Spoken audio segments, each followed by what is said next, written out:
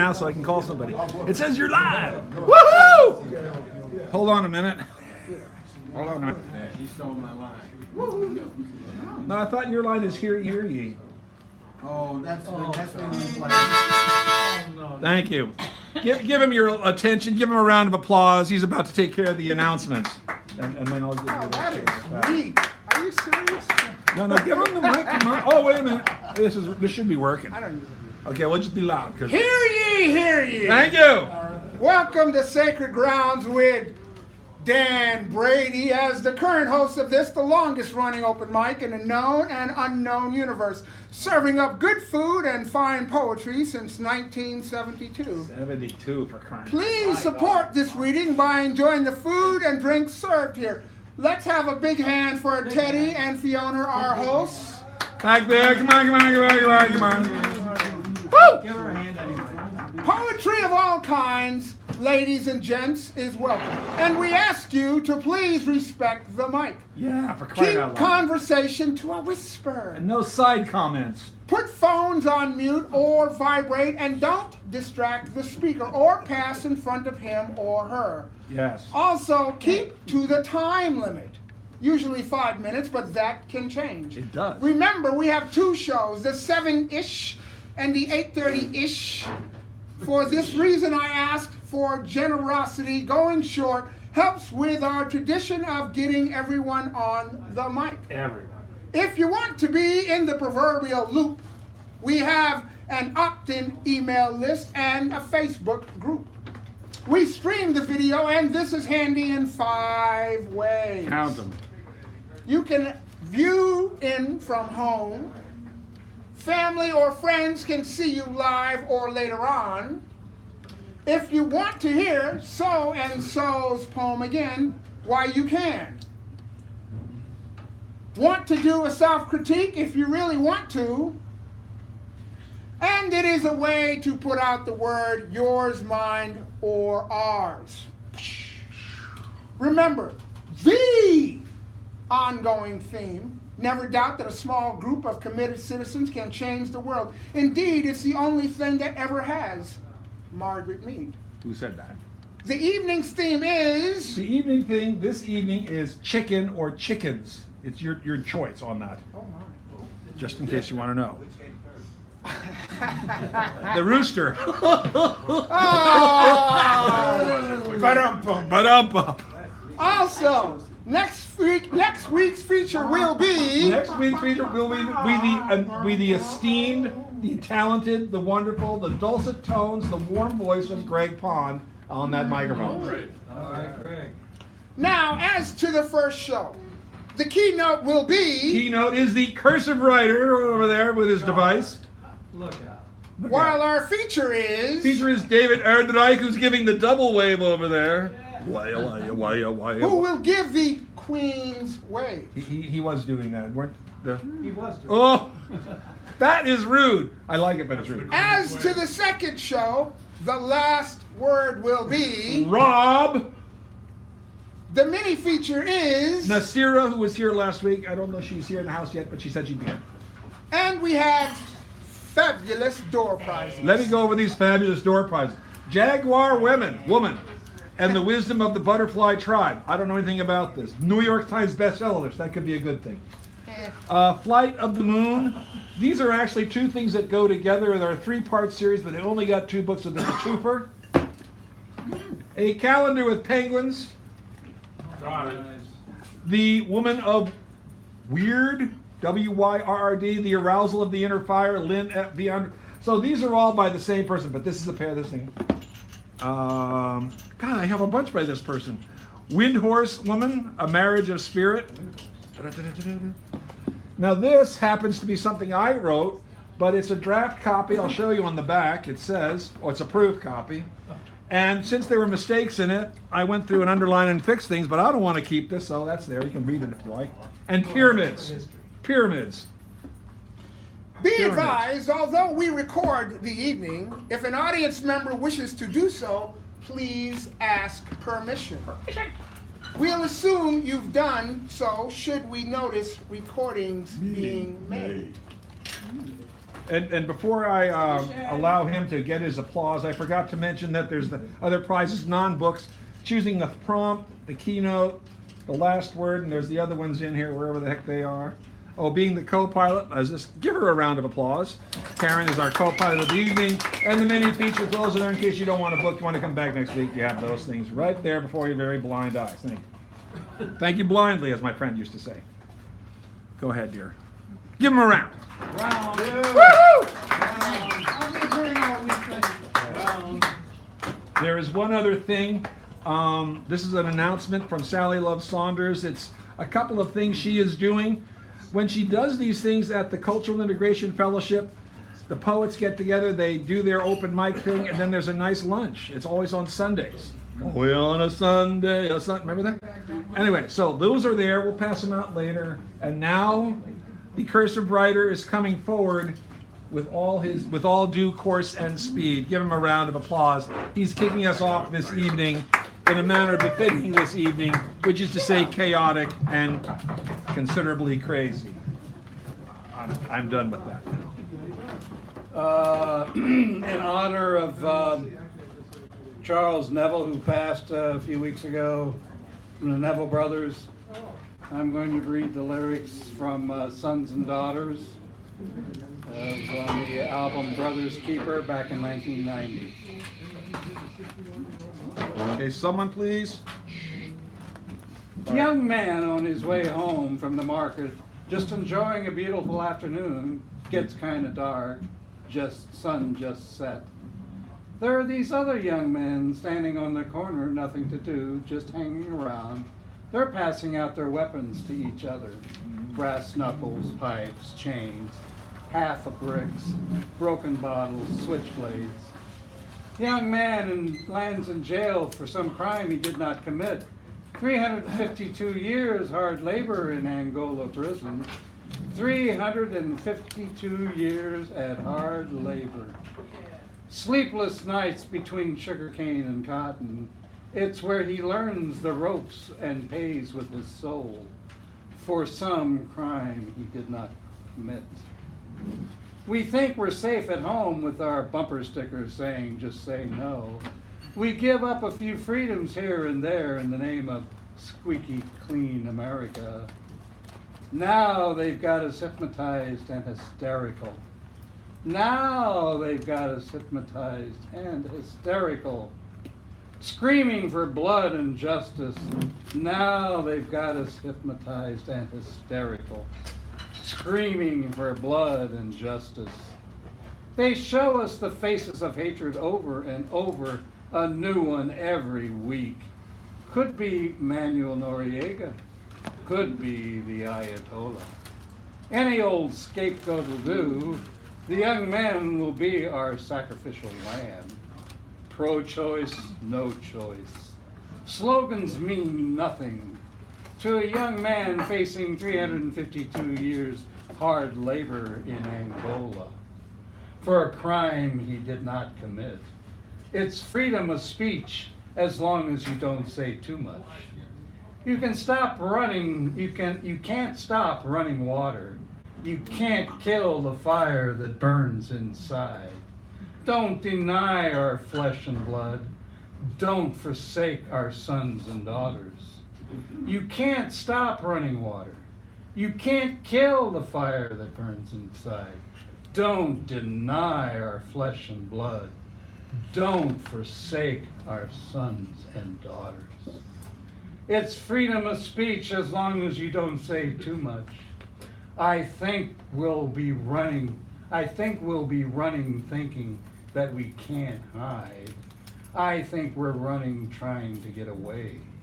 But sooner or later, we're going to realize we're gonna meet up with the truth, face to face.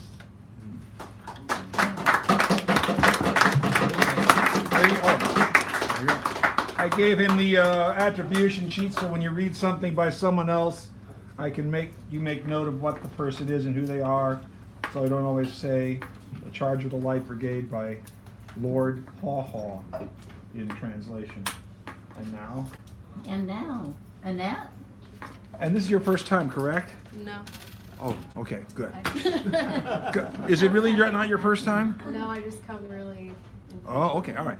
Give Annette a round of applause. I thought she was her first time, but she deserves a round to come up here. She came back. What does that tell you? Crazy as we are, maybe. I've been asking people all week, what do feral cats do? They fuck and fight, not trying to fight. Heart calamity, the part you go home and wish you were somewhere else. If the earth was a baby, do you think people would care that we are stabbing it to death than giving it blood transfusions just to kill it some more? This poem is called James Franco Makes Art, so fuck it. There is no book entitled How to Sad. Been dying like this for centuries. This week all my friends are suicidal. The older you get, the less you know, you know? The fire is dim, can't stay warm off fantasies forever. Sing a song that cuts to the solar plexus. Is this stagnation or what comfort feels like? Jolts to awaken the pain in your head, sun to remind how dark you've been, poems to rip the bones out your back. The worst of what we know is nothing ever stays the same. The best of what we know is nothing ever stays the same. I would get out of my grave and walk across town just to talk to you. How to be a generous freedom, one that liberates others. How to grow roots you can't cut off. Can you just turn a little bit this way so they can, they can see your face? There has always been a them. Sometimes their houses go up in flames like Rupert Murdoch, or they die by heart attack in Safeway like Ed Lee. But mostly they live untouched, while you lose sleep unemployed, while I'm depleted as labor. The gleam in your eye talking about dead politicians and galvanizing an armed revolution is my welcome home. You do drive me crazy, wondering if you're okay, if I can trust you to drink water or get enough sleep. When I'm crying in your bed every morning, will you wake up and console? When you touch me, I forget fear. I told you I love you, so now I'm waiting for you to recoil like I'm neurotoxin poison. Death on acid feels like a gunshot to the heart chakra. Warm black oil drenches upper body. Fear becomes so pervasive, body computes no fear. Your face is a highly coveted elixir. Your hair is liquid rose gold, spilled all over teal sheets. You are a new bud, amend, Lavina. I miss you with a selfishness that embarrasses me. Starving myself to a nothingness, on the cusp of an epiphany, dangerously disoriented, surely insane. The world is sickening. U.S. wolves grinning at 500 displaced Boricuas, excited for cheap labor, excited the island they've been raping for centuries is cleansed to start anew. Puerto Rico, the new Tesla theme park, tax haven for cryptocurrency CEOs, Borican, the new Trump golf course. Baby, your touch on my knee is a gentle hope. Capitalism drags me by the throat. Dance with me in the birthplace of the universe. We can be bathed by shooting stars. We can be kissed by the auspicious mouths of gods with names people have forgotten. Wow. Yeah. Thank you, Annette. All right. Who's next?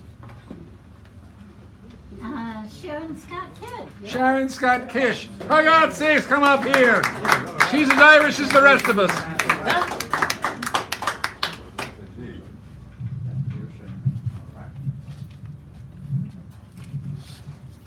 This is one of my little kids. Okay, this is from African American Wisdom. And it says, give some people an inch and they'll think you're a ruler. That's for true. Money talks, bullshit walks. And fire don't crack a full pot.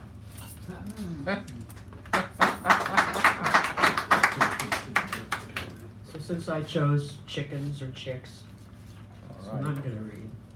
It's called Purple Chickens. Before animal rights, you could do many things. One annual custom was to dye baby chicks at Easter, and many drugstores would have them. Kids loved them. The ducklings, they didn't sell dyed so much, not the rabbits. Fortunately, or unfortunately, the little fowls did not live long enough. Occasionally one would live a really long time. It's fate and uncertain. Saturday before Easter, there was usually a big rush. Easter baskets and of course these little creatures. Cat's drugstore had the most space, and so on Benton Boulevard on 27, so it had a full assortment of ducks, chickens. I went with my running buddy, my Uncle Buster, and we went to Cat's to get some more Easter egg dye and some colored straw for Aunt Margie. Now mind you, this is in the 40s, and everything on Sunday is closed. So we get there and we hear peeps. We go around the corner and there are baker's racks full of chickens. We buy a chocolate bunny for Aunt Marge, and over in the corner, there they are. Uncle Buster, look. And there they were, tons and tons of leftover chickens. Can I have one or two maybe? Well, I guess if Mom says so. That was his mother-in-law, my grandma. So, might let you have one or two, but we gotta ask her. Uncle Buster, she'll let me have it. But he had this worried look on his face.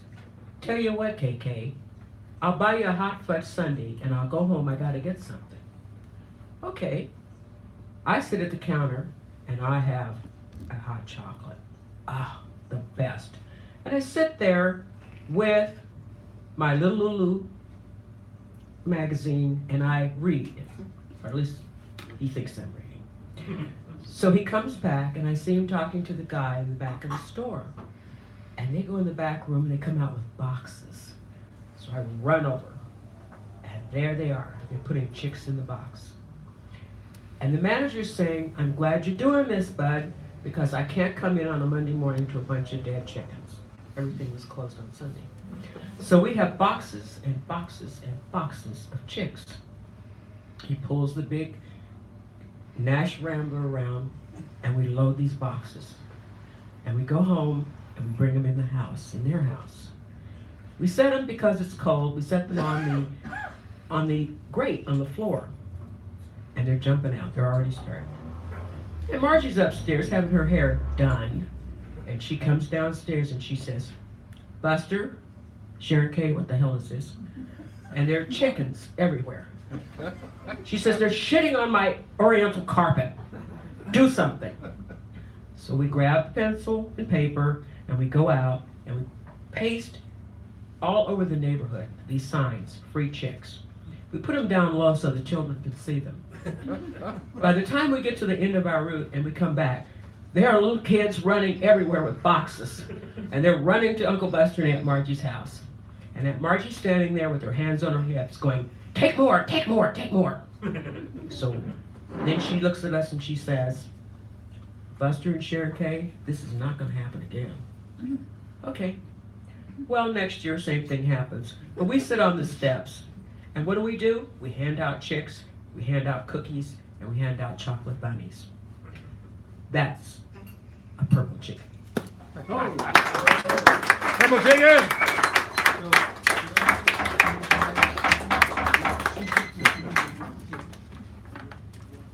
Okay.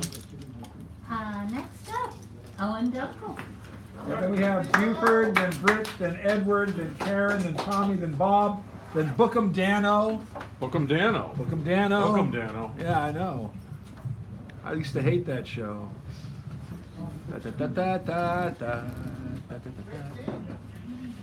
I'm sorry, I should mention that. No side comments.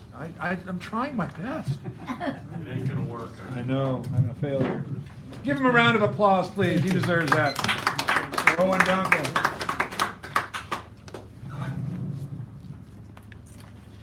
June Havoc. Okay. Title. A sunny day is like a costume concerto. My heart is a black valise. My cup so full of capers. Sand dune days, I think of people that did love, live, and riot and are now in, not out, and will be here in a not so fragile fortnight. To think enough of us to dine in our garden.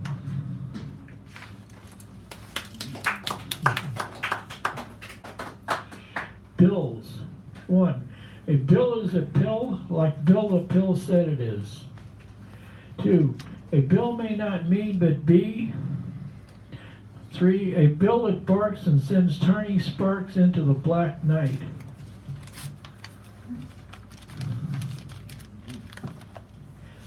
torch. The way for the future. Lead our leaden oars into saltier waters. Our minds fumble, curse, cajole, spit. Scout the heavens for more love and grace. More to need thee, our God, your gods. Maybe creed and conscience do something for apathy. Hour and minute, the time clicks by slowly. Empower more men, even children, to greed and care. Mile over mile, our smile, a sonneter's tale. A trail along a beaten, though unfortunate, unforbidden path. Guile I have none of. Blind or wrong, morning and glorious as Milton. Sand and leaves, the way of dust and snow. Stand up poets, many though few.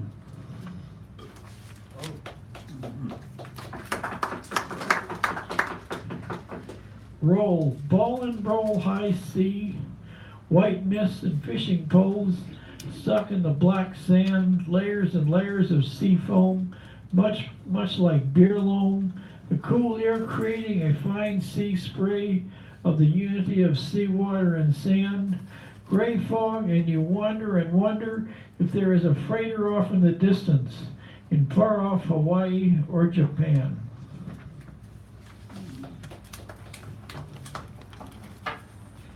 Liebestod. The sun on orchids, rising and taking its turn, changing places with the moon, seeing who will rule the heavens. Its glory is becoming as the sea, the sullen sea with its sloppy waves that wear a dark blanket of night blood tranquility, speaking to me with the treachery of a sorceress at peace with herself, a sea at peace within the sand and seaweed, a world at night at peace with itself and oneself, ecstasy and languor, agony of night and fire, the music of Wagner, the sea and the sky in heavenly rapture.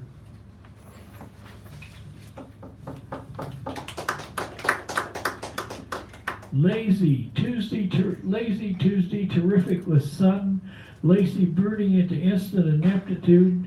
The glory of running all over, trample the flowers, flora, fauna, tumbling like drier, drearier days are alas me nine. The sun is conquered at last. It sally forth into the daffodils, create what you must see. Madness is a joy, madness is a leap of faith. That is, I think I am ardent. Hotcher is what I am at a loss for. Mad Shelley leaps into the rain. That is, my spirit is mud splattered. That is, I cared about you, I think.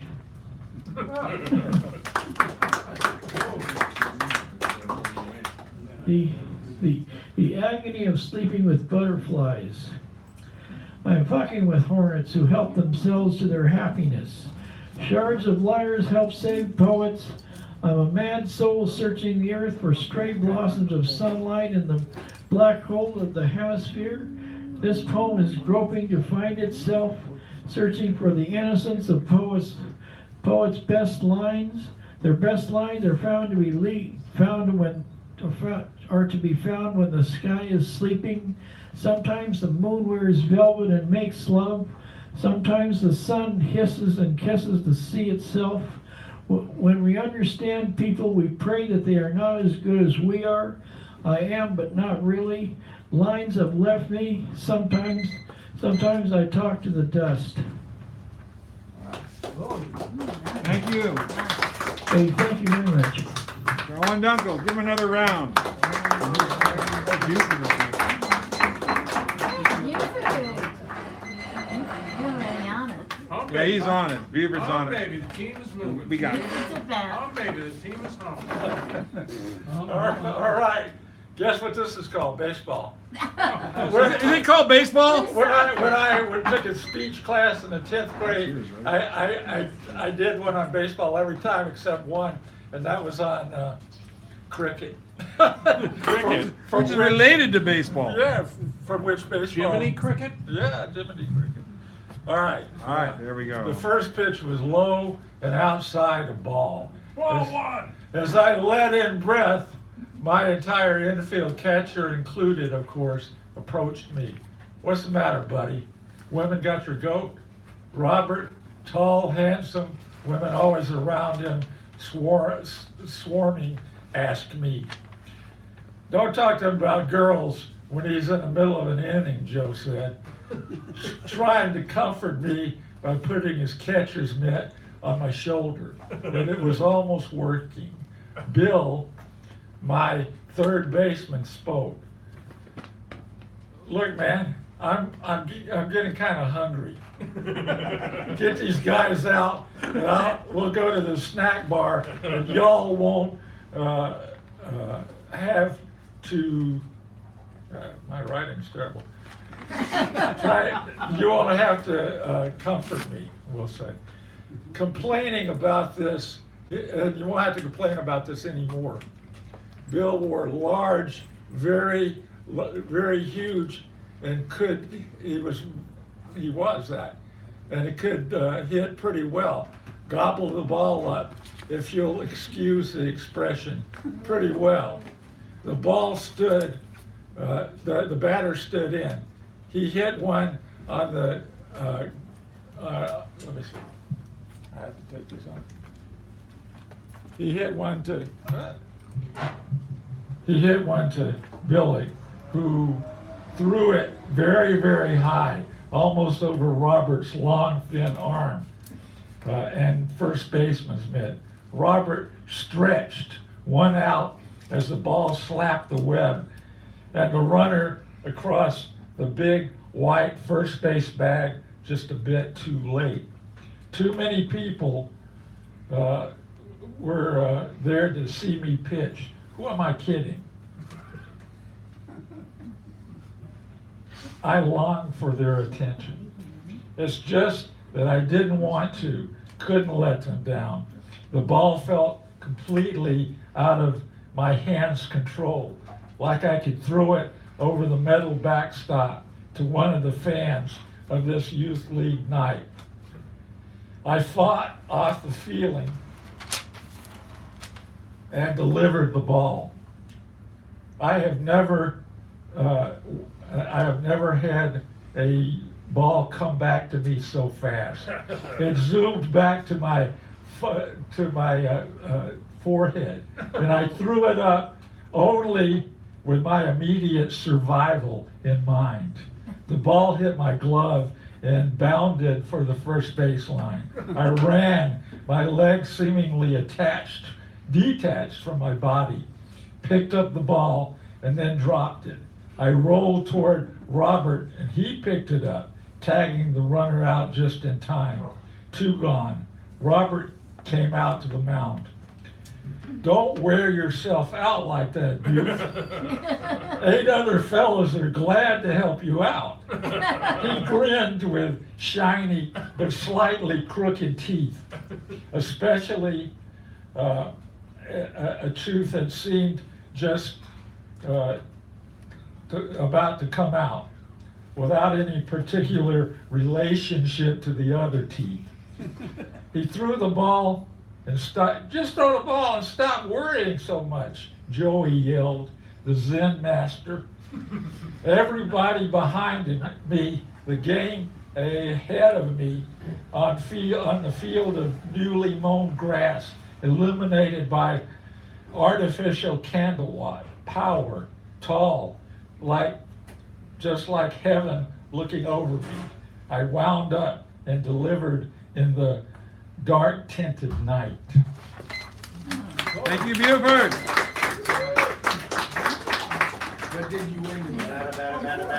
Hey, minute. We want a pitcher, not a glass of water. That's what we used to say. And that was my. Britt Peter. Give him a nice round as he comes up here.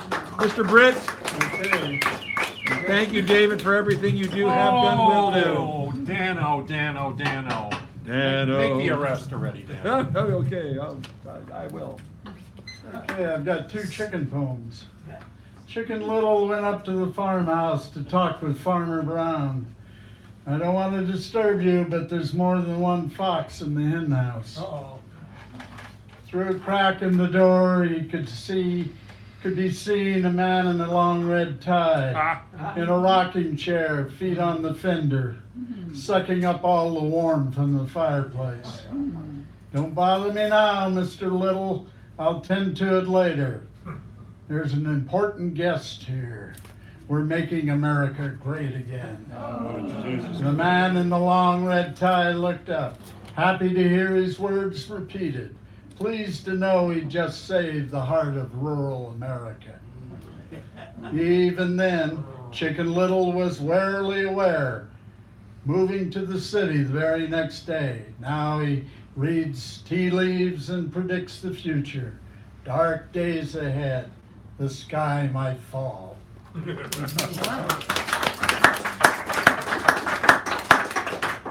Forgive me a little bit of autobiography on this one. Mare Island, 1950. I was a traveling youngster visiting my friend Frank Blodgett. We were traffic guards together at McKinley Grammar School, but Frank moved away. His dad was a naval doctor.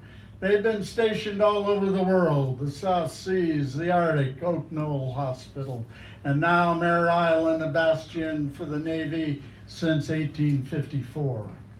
I stayed for a week on the base in a mansion built before the Civil War. Frank had a loft room where we shared information on approaching puberty. Getting up in the morning was a kick.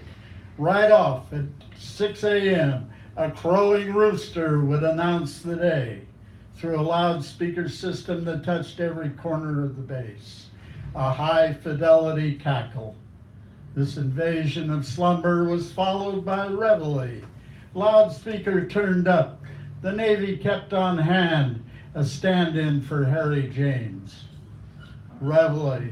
Reveille, 3 stanzas worth, but that wasn't all. At 8 a.m., they broadcast a canned version of the national anthem. Let John Philip Sousa and James Europe do their worst. Stand up, straight as a stick, wherever you were, in the urinal, eating mush, or looking through the captain's family album, pictures of South Sea maidens without shirts. Hot stuff for young boys who were raised on the National Geographic. Ah, it was a week in another world, one that I never visited again. We never did find out where that rooster broadcast from. If we had, we or some sailor might have earned the Medal of Honor, chicken tetrazzini in the mess hall. Peter!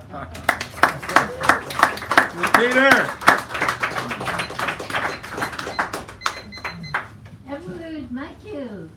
The Honorable Edward Mike Hugh. And we have Karen, Tommy, Bob, Bookham, Cursive, David, Morgan Freeman, Alistair Crowley, Lord, Morgan, Peter Morgan, Morgan Freeman, and Freeman, and never mind. I can't remember his last name. I'll get back to me on that. Don't do this at all.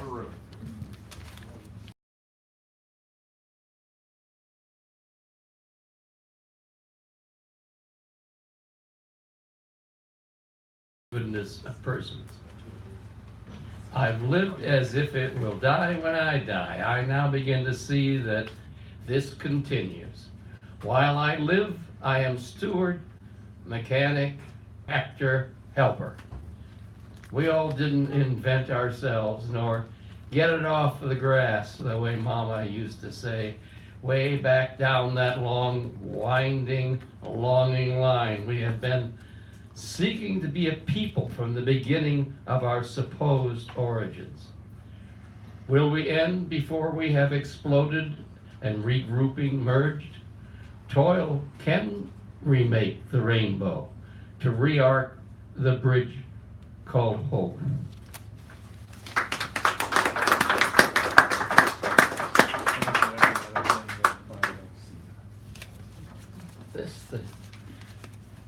Let's try this one.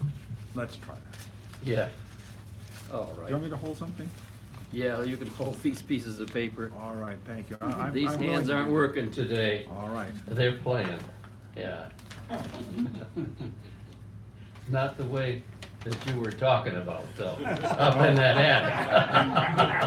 attic. Wait a minute. Wait, yeah, wait a minute, it wouldn't take more.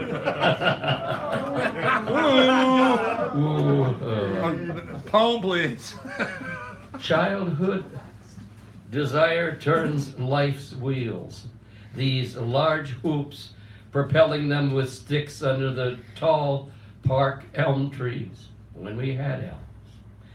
Everyone there is here now, and I hear voices living now, forgetting the way back under surface of consciousness, bungled aspirations, and life pushing over the mind a brown shale. The river, life, a riverbed, all pass through. Earth, a riverbed.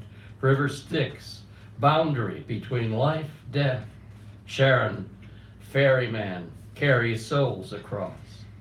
Dante says there are 5 rivers.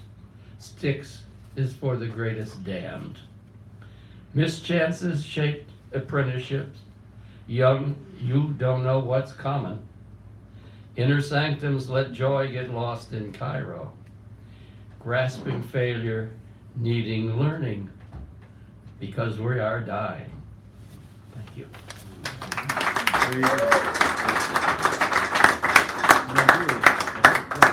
And now my co-pilot is about to take the mic, but I do have a bit of an announcement. I might give it back. Oh, thank you. Okay.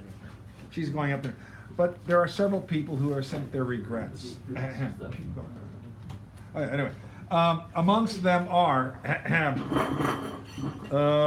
Brian Epstein, Brian Wilson, Wilson Pickett, Blondie Dagwood, Little Richard, Richard the Lionheart, Lionel Richie, Richie Rich, Little Richard, Mitch Miller, Pat Robertson, Robert McNamara, Mac the Knife, Newt Rockney, Rocky Bullwinker, Tinkerbell, Pip Puck Pan, and Paula Poundstone, who said she is on her way, but I doubt that very much. We wish. They have sent their regrets, and I apologize for that. And now give her a round of applause. She is deserving of such. And Tommy, you're next, just so you know. And you forgot the Stover show, Foghorn Leghorn. Thank you, thank you. My sister and I did a comedy bit with that voice, but I'm going to stop there.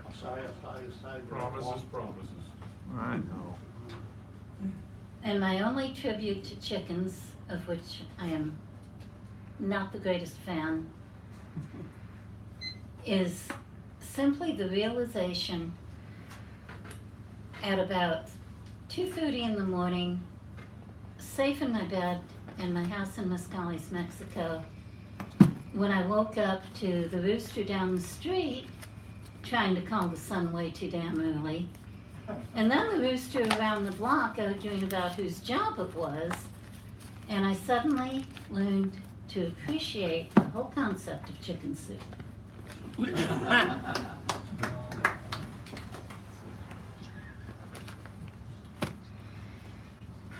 And Judah, Oh, boy. beautiful lady in her 9th decade, serene in her watch cap and purple fleece, smiles softly, adjusts her Hollywood shades, reaches in her bag, extracts an origami white swan, a masterpiece. No simple folds, intricate individual feathers. Hands it wordlessly to the anxious toddler in the next seat, whose uncertain scowl vanishes into wide-eyed delight. I watch him caress it tenderly, all down the block when he and his mom depart.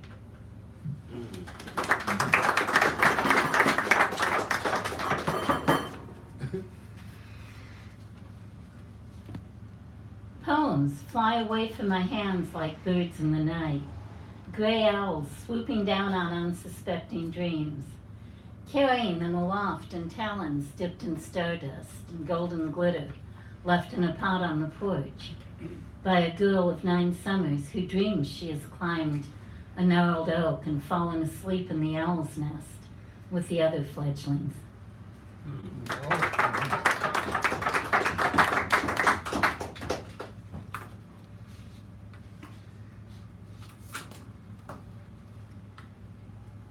This one was dedicated to a 1957 Flatwood 36, which is an old wooden boat, that I stood on the deck of when I went to look at, and like I just gone into fairyland, I stood there going, I love this boat, despite the fact that there was a mountain stream running through the bilge and I wasn't quite sure I could get it to the yard to haul it off. So this is called In the Yard. She has been neglected, abused, taken for granted, starved for affection. Still, she has a grace about her, undeniable strength to match the currents, to dance beneath the moon, hum strange songs only the cormorant hears, make you forget about time.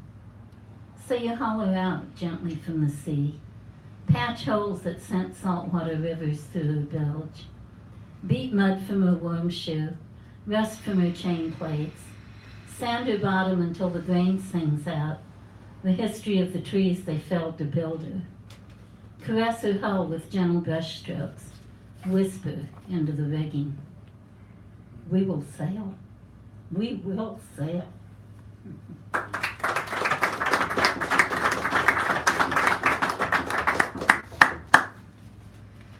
And like most autobiographies, it's only true on some levels.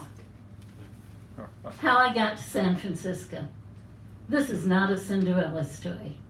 I threw the hearth broom into the fire, told the powers that define my life to scrub their own damn floors, very long ago in a faraway land not worth remembering. This is not a Cinderella story. No fairy godmother waved a willow wand or invited me to come to the ball.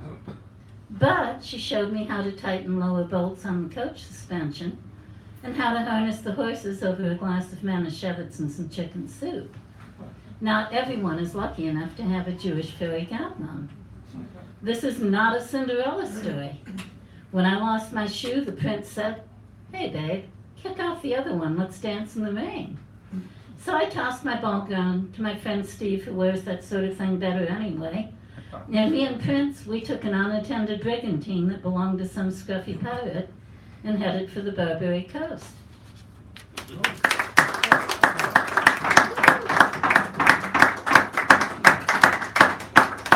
Now, the Honorable and esteemed Tommy Abacola-Mecca, who precedes Bob Gordon, who precedes me, who precedes the cursive writer, and give him a nice round. Oh, thank you so much. What did I do? Well, you know, you're patient with me, that's all.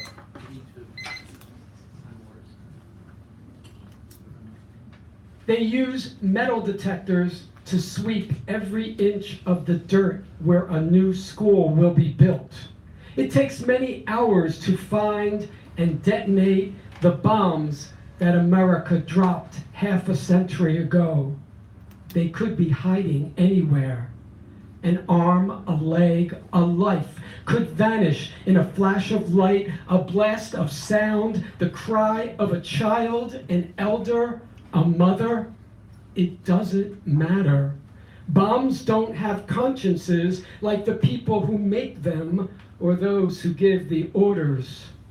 Nor does Agent Orange and other chemicals that pour down on the thick jungles from helicopters and low-flying aircraft like unrelenting monsoons, sticking to everything in its path, leaves, ground, skin. Do the children with cleft palates, extra fingers and toes, mental disabilities know that chemicals don't stop killing, bombs don't deactivate when war is declared over? Did the kids of returning American soldiers born with deformities know that their fathers with cancer, heart disease, soft tissue sarcoma were told it had nothing to do with the chemicals, nothing to do with war? On Veterans Day, they're America's heroes. The rest of the year, they're the homeless they step around, curse, call the cops on. At least the children of Vietnam, Laos, Cambodia have the decency to stay out of sight, out of mind, the way America prefers its victims. Yeah.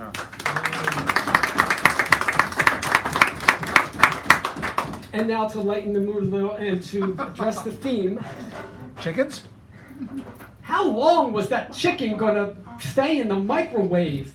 That's what we kept asking each other. My roommate put it in there hours ago, just before she went into her room with girlfriend number 1. She had 2.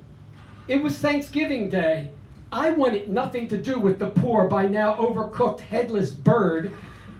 Being a vegan, I had prepared a tofu lasagna. I was used to strange things happening around the house since she moved in. She seemed to get into trouble the innocent way Lucy did. I knocked on her door. "You need to check the chicken!" My roommate rushed out in her robe, opened the microwave, and dumped the bird onto the kitchen counter, then rushed back into the bedroom. The chicken slid onto the floor. She didn't hear the crash, the dish shattering. The phone rang. It was girlfriend number 2. She said she was leaving her apartment. She was only a few blocks away.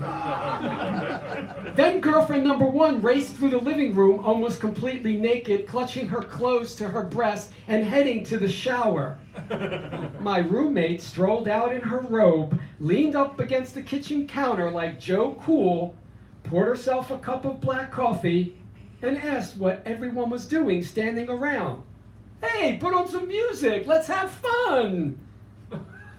I pointed to the bird on the floor, now sitting in a puddle of its juices. I also informed her of the imminent arrival of girlfriend number 2. "Oh shit," she said, and fled into the bathroom as the doorbell rang. "Stall her outside," she yelled.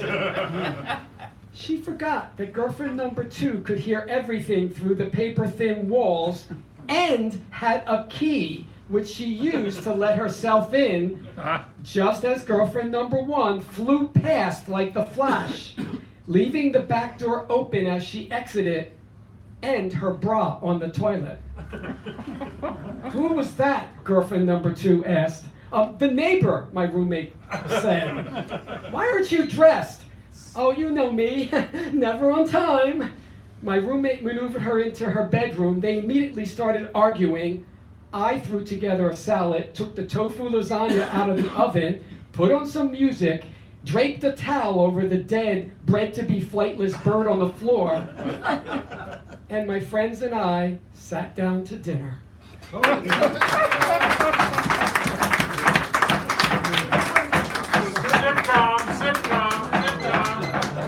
A real career in eyes moment. Mr. Bob Gordon is next. He's coming up to give him a nice round. What do you say, Bob? What do you say? What do you know? If I have any problems, it's I don't have my cane on. You what? What I'm gonna do, can you hear me? Let me raise it up here. Put it here, and then I can raise it up like that. That's good. And then just go really close to it. What I'm gonna do is try and recite 3 poems that I've memorized. They're the only 3 poems of my own that I've memorized completely. And they are about love. The first one is about experience, the second one is about strength, and the third one is about hope. And I hope I can get them out. The first one is called, I originally called Mahogany, but I am a master. I wrote it when I was 17, this one. I am a masterpiece of weathered fruit, a Pennsylvania Dutch Dunning plum, who goes down people's wrong pipe somehow. My city sort of belongs in our chicken colored like they were when I was young, singing citrus greens yellow in the white ward. And now you, my brown-breasted dove, come nut roasted into my life, smelling of autumn with those mahogany eyes.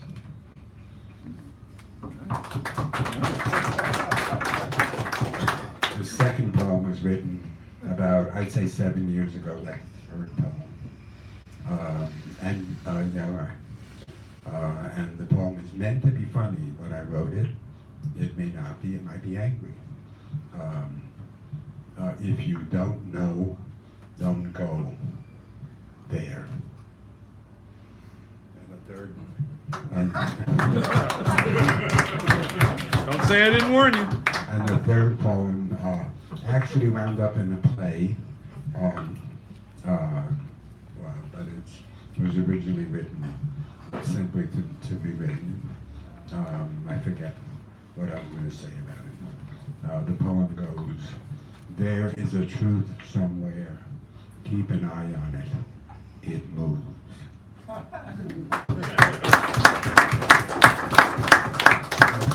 I would eventually say those are the 3 soberest poems I have ever written. Bob Gordon. Okay, so we just adjust this so that I can get into the frame. That's Thank you for that. And now we come to me or I come to you, and I'm not even breathing hard. About how magical is that? Am I framed well? No, except for your head. Well, you have to adjust the thingy there. Otherwise my head gets cut off and I don't know where I am. Yeah. Yeah. Okay. Okay, stand there. up, Dan. By way of an You introduction, lift it up. Hold on. There we go. Are you going to hold? That's a lot to do. That's okay. It's only 5 minutes. All right. So essentially, this is the You're announcement. too damn tall. 3 or 4 different poetry events. Sally Love Saunders puts these things on there on Sundays. The dates are on there, the place and everything. And the way it works is you show up, there's a poetry set, everybody reads 1 or 2 poems, and then they have a nice little brunch. And it's on a Sunday from, I think it's from 11 to 12:30. So I'm going to pass these this way. Take one if you want to go. And if you want one and it doesn't get to you, then let me know and I'll take care of it. All right. So 3 short poems. Well, one's not so short. Time. Time comes and goes, almost unnoticed, unremarkable except for the changes we seem to think come and go with it. What a strange concept. Which is to say, untrue. So much so that we'd have to invent the concurrence for our own sakes, not to mention those of others. Magicians use this feat all the time, and we, the duped, ever and always find no end of fascination with what they have us see. Truth be damned. Hey, and now this covers chicken, and this is light because last week was light. So chicken and light. File, perch, clerk and boss peck at the stuff laid out before them. Like giant chickens in the office, we all are giant chickens. Where is the gravy? It's at your feet. I know. Like that chicken on the floor. Anyway, so all right, so this has to do with light, and it's one of my more. I like this piece, but anyway, title is light, light, light. Just so you know, that's it. From the start of this universe until now, there has always been the light. Clearly, it is an essential factor, for what else do we all come to, both eventually and aright, but the light, light, light. No thing overshadows this. It's what moves this poor body, causes my fingers to trace such moments as this, counsels the passion coursing my heart well, and what so enlivens my giddy soul tonight, but the light, light, light. Terms cannot describe or contain this. Actions provide mere indications. Lyrics might bear it so long as the breath bears them. Nothing temporal can truly be seen without it, and all things eternal are made up only of it. What else moves us within so as to create without, passing for inspiration's sight, but the light, light, light.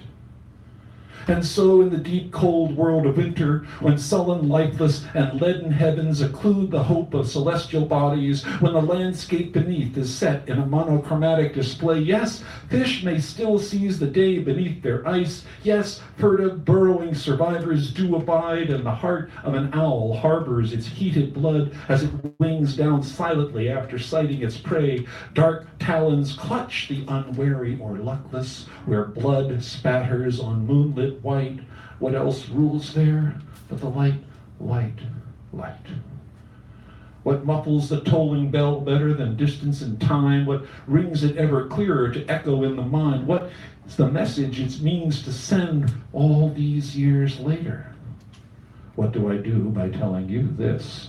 Why do such words as these make their way here? What causes my spirit to soar, my heart and mind to quicken? What makes a singular difference no matter how seemingly slight, but the light, light, light? When death is no longer that distant, dismissed threat, but present, promised, and immediately certain, your intimate companion, if you will, waiting on you, so to speak, hand and foot. What will move still until that very last? What makes its essential difference felt? What else is there to keep in sight but the light, light, light?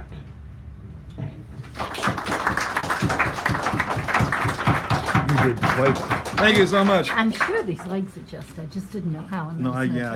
You did the right thing because that's what I do. And the cursive writer is coming back. He was the evening's keynote, and now, thank you so much, he comes back to read his own material before your very astonished and loving eyes. Give him a round of applause, please. Or a rectangle, square, triangular, mental athlon. I have some gentlemen who will be playing with me. David Erd. Oh, no, I thought you wanted to play with you Yes. as well? Yes. David Erdreich on sax. Greer Rocket will be playing trumpet. And Dudamon will be playing some rain. Thank you. Also, we have a triple. You have a triple threat background there. So the chicken thing is, a friend of mine was on the Muni bus, and a Chinese woman came on, had a live chicken in a bag. Bus driver says, "No, you can't bring that chicken in. It's a live chicken. You can't bring that on." So she took the chicken out, wrung its neck, put it back, and she said, "Okay now." True story. Point taken. It's a true story. I have a question while you're setting up your musicians. Yes. How do you write in cursive on a pad? Use There's the right script. There's a font, skip font. And I still sign my name in cursive. And There we all go. that stuff. Should I Okay, move so forward? you're set there? Should I move forward? Crowded bandstand,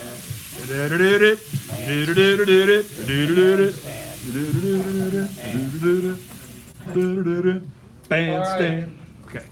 So this is the first one. It's called What's the Matter? What in the hell is the matter with some of these white people?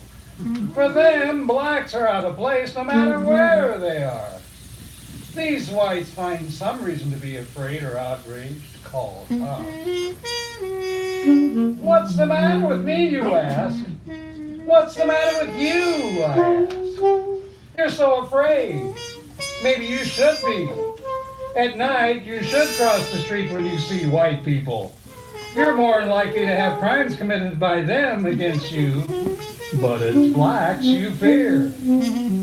Red people aren't even on your list unless there's alcohol to sell, treaties to break, or something more to steal.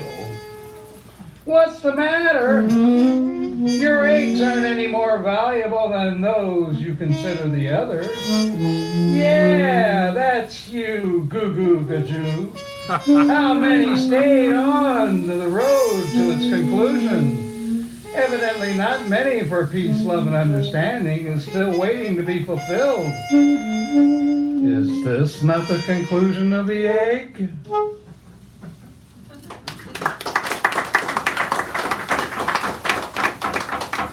Untie these knots. Veterans, natives, poets, musicians, actors, painters, help us untie these knots. These knots in our stomachs feeling like boulders, carried but never given release, dropping, untying, eternally delayed. Untie these knots that keep us bound to this town, country. There is no loyalty to you. This town, this country, would soon toss you as to keep you, unless it's for your to be subservient in nature.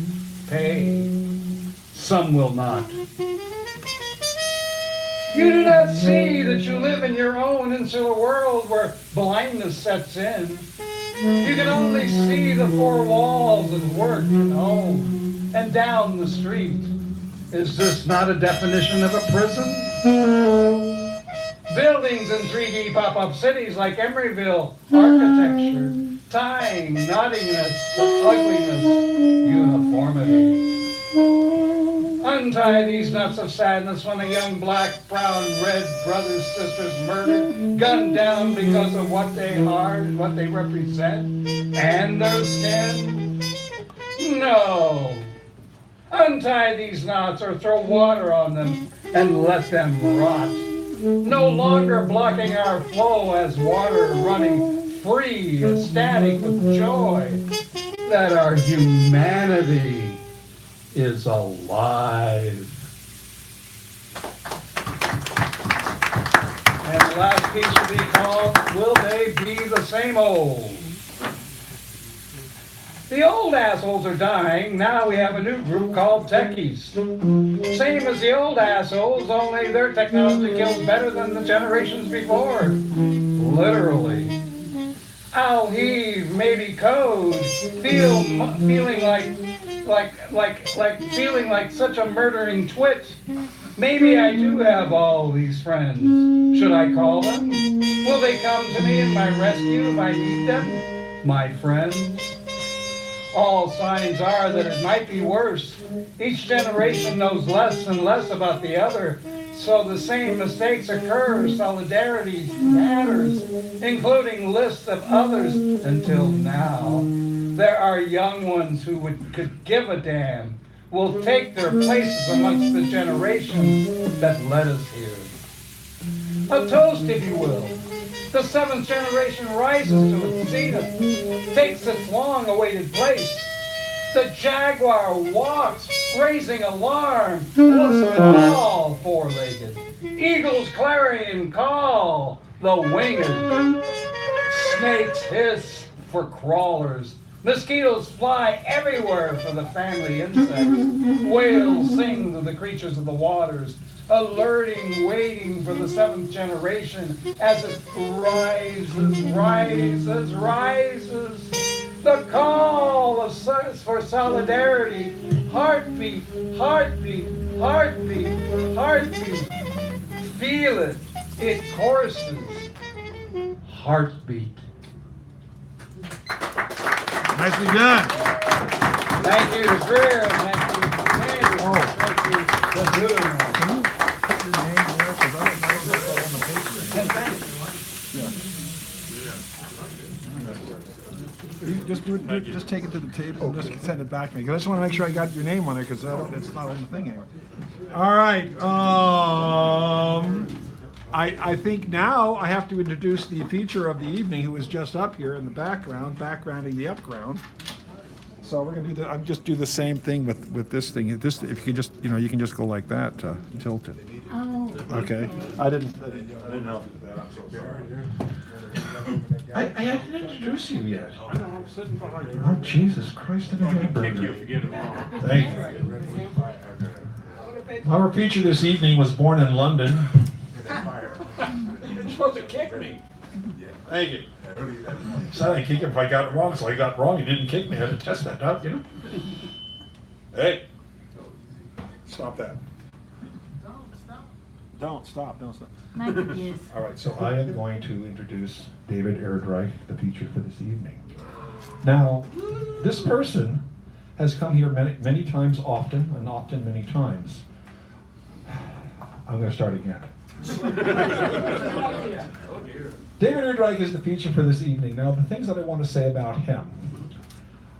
He supports this reading in many interesting and diverse ways. For instance, when people come up here and the microphone is like this, he'll come up and straighten it out, and then they'll give them a little bit of it, a little bit of advice about the microphone. So they're on the mic so they can be heard, blah, blah, blah, like that. He does that. He's helpful to me, like he says, anytime you need someone to do something, let me know. Need The a pi- sandwich? No, pizza. I was gonna say, where's my pizza? So he just drops in and does things and helps this place become smooth, and he's even brought people here like Britt Peter. He introduced Britt Peter to coming here, and Britt Peter's coming here and he knocks him out all the time. So it's like, when you hear him, you go, oh, this is the guy I brought him there. He's brought other people here too. Yeah, others loves. Not Britt. Britt's a good cog. Yeah, he's a good cog. He's a good guy. I like him. He reminds me of my brother. Actually, no, that's a good thing.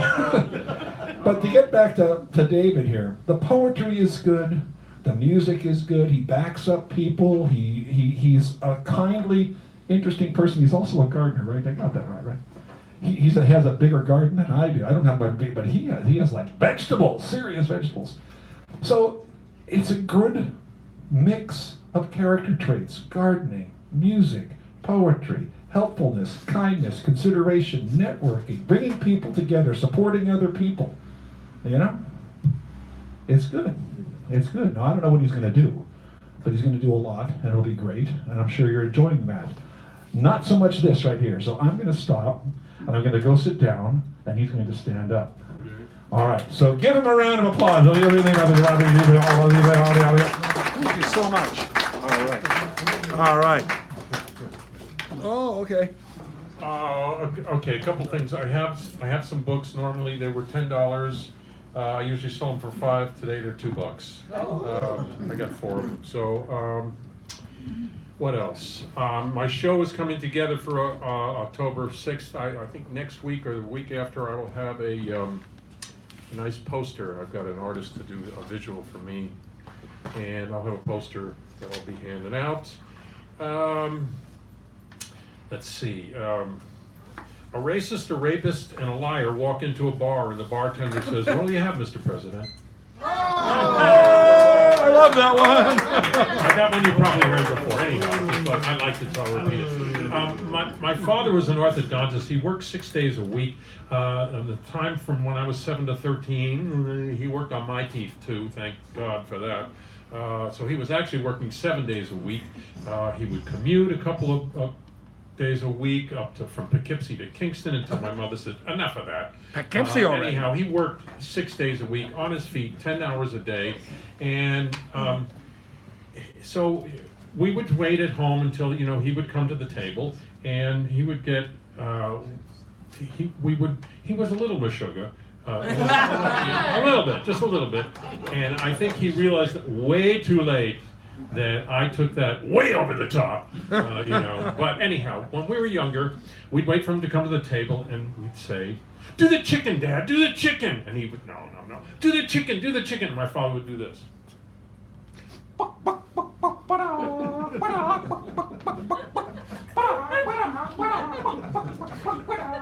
And I'd sit down and eat.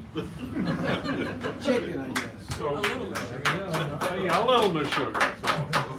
Just a touch. Okay, now we run right into the good stuff. That good stuff, he says. I think I'll start with one from my grandson called "Give Me Some Skin." Composition begins with your own heartbeat, conjuring conjugations through the congregation. Pulling the waist of the wasp through the hourglass of time, pick out one pixel with the point of the pickaxe, wield the weld, yell the yield into abundant bundles of musical sheaves, crescendo and gullies, hoots and gallivants. Then listen as the percussionist pincushions surround sound, absorbing the bass drum, stringing out the notes through symbolic gestures, hammering the anvil into the canal, simultaneously covering every surface with fuzz, vibrato, ostinato, gelato, so the belly dancer can only bend backwards, touch the ground gently with the back of her head, which happened here one night, by the way, rise in compliance, obeisance, cast the net, then stop together in the silent pause before thunderous applause, Ark of the Covenant, taking your breath away, sumati, bringing time to a halt, by Lou Sid 8. Leave me alone. That was done 8/4/16. I write down the time and date of everything I write, so funny, strangely, this one doesn't have a date. Anyhow, September dismembers to yellow from green, red, purple, pink, subtraction the link, mold and decay, shortening days. I watch as the duff retrieves just enough from the promise of spring with colors that bring a curious hush, wind, scattering rush, all cover the gap. Each stalk, abandoning buck, deciduous fall, throw a blanket on all. Northern hemisphere trunks start to snooze in their bunks. Tilted axis of reason, experience seasons. Despite constant sun strobe, the globe now disrobes. Trees imaging sleep. While in winter creeps, snow, ice, and sleet, so cold, indiscreet, solstice achieved. Here for, maybe not, maybe not. Yeah. Changeling. And the original shape changer was the mammal who re-entered the oceans, perhaps where there were gentle inland waterways, plenty of fish to catch, shellfish in abundance, and its myth has stayed with us forever. Scorpion to eagle, the silky, narwhal as mermaid, manatee, merman. Voices ricochet through us and sensoriums, diverse in their emergence. Yeti, Bigfoot, Sasquatch, half man, half. We remember our feral ancestors. When a bear stands up, how many people have seen a bear in the wild stand up? Okay, thank you. When a bear stands up, when a big cat stalks, when a gorilla pounds his chest.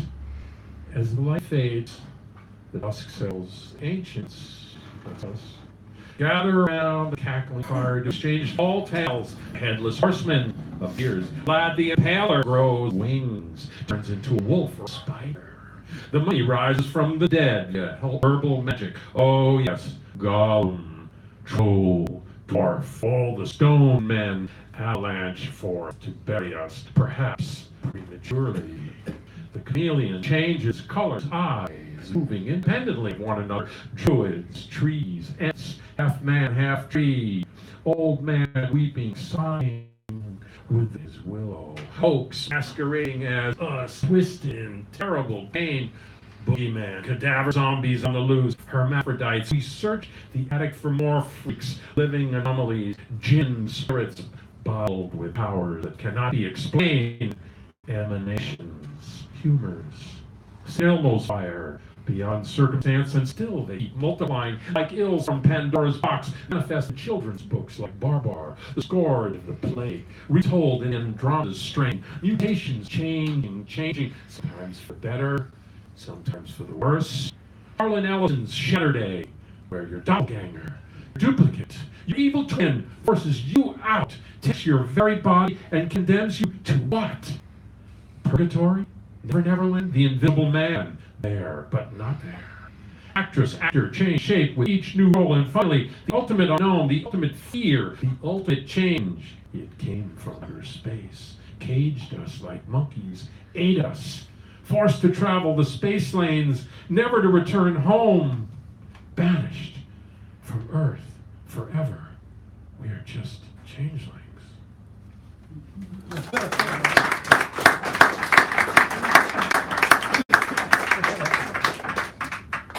We'll change it up a little bit here. Oh, he's playing with a guy I play bass with who's a bipolar. Yesterday he was manic. So he had been so good for a while, but he's taking his own medication, moderating his own medication, and they went a little overboard. So we'll just try and calm it down for him. Also, this is for my, I mentioned last week, this is for my brother-in-law who died a week ago. So there's a dad and a manic. There's a nice combination.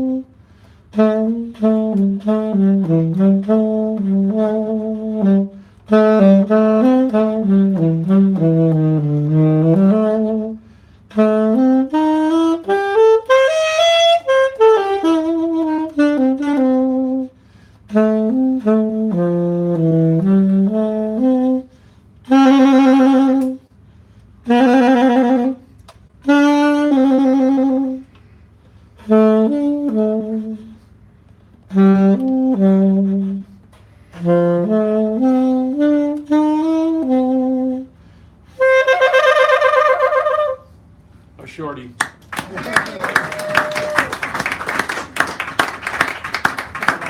I want to read 20 minutes. But let's read something from Endangered Species, Enduring Values. A great Shisui book, Seagull, great and I collection. saw most of these people perform it as Richard did. It was just amazing. I mean, this is a great gathering. This gentleman here has great gatherings. Right there. But the people presenting this book just knocked me out. I was speechless. That's a rarity. This is called Do You Recognize Me by Susan Kitazawa. Okay. We were 6 young adults starting out on our own in the early 1970s. We were pleased when we found a rundown rental home in an unincorporated part of town along 101, about 30 miles south of San Francisco. The area was home mainly to working African American neighbors who, like us, quietly kept to themselves. Having recently met through a housing bulletin board, the 6 of us had been brought together by financial necessity. Liz and her husband Paul hailed from the Midwest. Blonde Bob was from a beach town in Southern California. My boyfriend Jeff worked on the line at a nearby bottling plant. Tim was a pale, rather sheltered photographer, pleased by the novelty of living among people of color. Indeed, he was even living in the same house with a person of color since I was Japanese American. Tim had said that I was almost white. Not quite, but almost. Our home in this quiet neighborhood was some miles away from a well-known private university medical center. There, unrest was growing. The lowest paid staff had begun to organize under the leadership of an intense African-American man who was always seen wearing his signature beret. He was the friend of a Jewish activist friend of ours from the bottling plant. One evening, well after dark, someone knocked on our front door. Tim, the photographer, opened it a few inches. A deep male voice said they had come from a local charity. He asked Tim how many people lived in the house. Tim replied that there were 6 of us. The voice asked if they could come in to chat. Not wanting to invite strangers in after dark, I went to the door and said they were just about to eat dinner. I asked if they could drop off a flyer about their work. Then I said goodbye to them and gently closed the door. Tim said that I didn't need to be so rude to people who were doing good work. We shifted our attention to getting dinner on the table. As we sat together eating spaghetti with stretch the meat as far as it will go sauce, a salad that was only lettuce, and some sourdough bread, we talked of the news of our day. A loud bang and the sound of breaking glass exploded into our conversation. 3 lean, very dark-skinned men stood by the kitchen table. Each one held a handgun pointed at us. All of you, get on the floor! It was the man who had come to the front door. My 5 housemates hit the floor face down. Tim started crying. I sat at the table, fork loaded with spaghetti, halfway to my mouth. I stared at the men and their guns, stunned. The youngest one said gently, his gun pointed at me, "Sister, you need to lie down too." I apologized and slid to the floor. He and I looked at each other in recognition, though we had been strangers until this moment. We both understood that I was not almost white. This quiet man and I were both fearful of the situation we were in, but we weren't afraid of each other. Then this same man said softly, "Sister, you're not supposed to look at us." I apologized again, turning my face away. Leaving him to keep a gun on us, the other 2 frantically searched the house. "Where are you keeping the stuff?" We knew they meant drugs. The problem was that we didn't have any drugs except for part of a bottle of cheap wine and cheap red wine. We didn't have much cash either. Finally, they settled for Tim's Nikon, 2 purses, my guitar, and a glass jar of dried oregano grown in our backyard. They left.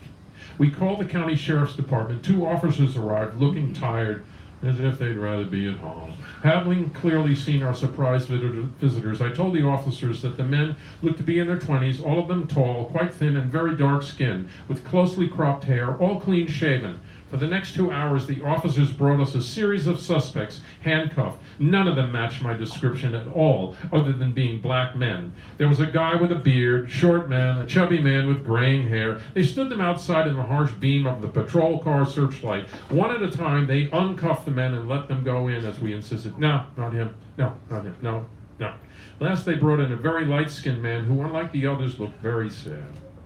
Under growing pressure from the officers to identify suspects, Tim said, maybe this last man was one of the men. I protested, this man looked nothing like the men I had described. Then one of the officers said abruptly, what about the one with the beret? We told him that none of the men wore a beret. The officer asked Tim, what about the one with the beret? Did he have a gun? Tim reasserted that the truth, that none of the men had worn a beret. Even he realized that the officer was hoping to frame the man who was organizing the university hospital workers. This weary officer was hoping to make his evening worthwhile, hoping to become a man of importance. Setting this last man free, the two officers left, clearly frustrated that we had wasted their time. The next day, back at work as a recent hire at the nearby county social services office, I welcomed a man who came in to apply for general assistance. We both started. He was the light-skinned black man with the sad eyes who had stood handcuffed in the beam of the patrol car searchlight, the last man of the night. It was so good that you said that I didn't rob you, thank you. You don't need to thank me, I just told the truth, that's all. I helped him with his application for aid and said he would hear from the county. Later, he returned to the office accompanied by a stout elderly woman. My mother wanted to meet you. Softly crying, his mother handed me a paper plate piled with sugar cookies. I baked these for you. Thank you for saving my son. He just got home from prison 5 years ago. Somebody with a gun grabbed an old lady and took her purse. The sheriffs took him to the lady, just like they brought him to you and your friends last night. The old lady said it was him. She said that my son robbed her with a gun.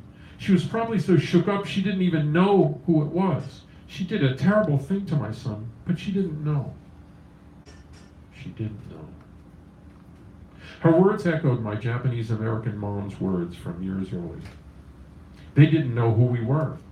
They got us mixed up with the people who bombed Pearl Harbor, so they put us in prison camps during the war. They were afraid. People who really didn't want us here stirred up fear in other people. Her son had been in prison just like my parents and grandparents because other people thought that they themselves would be safer if people unlike themselves, people who they feared, were sent away, were locked up. Sadly, this is still happening every day today. We need to see each other. We need to recognize one another.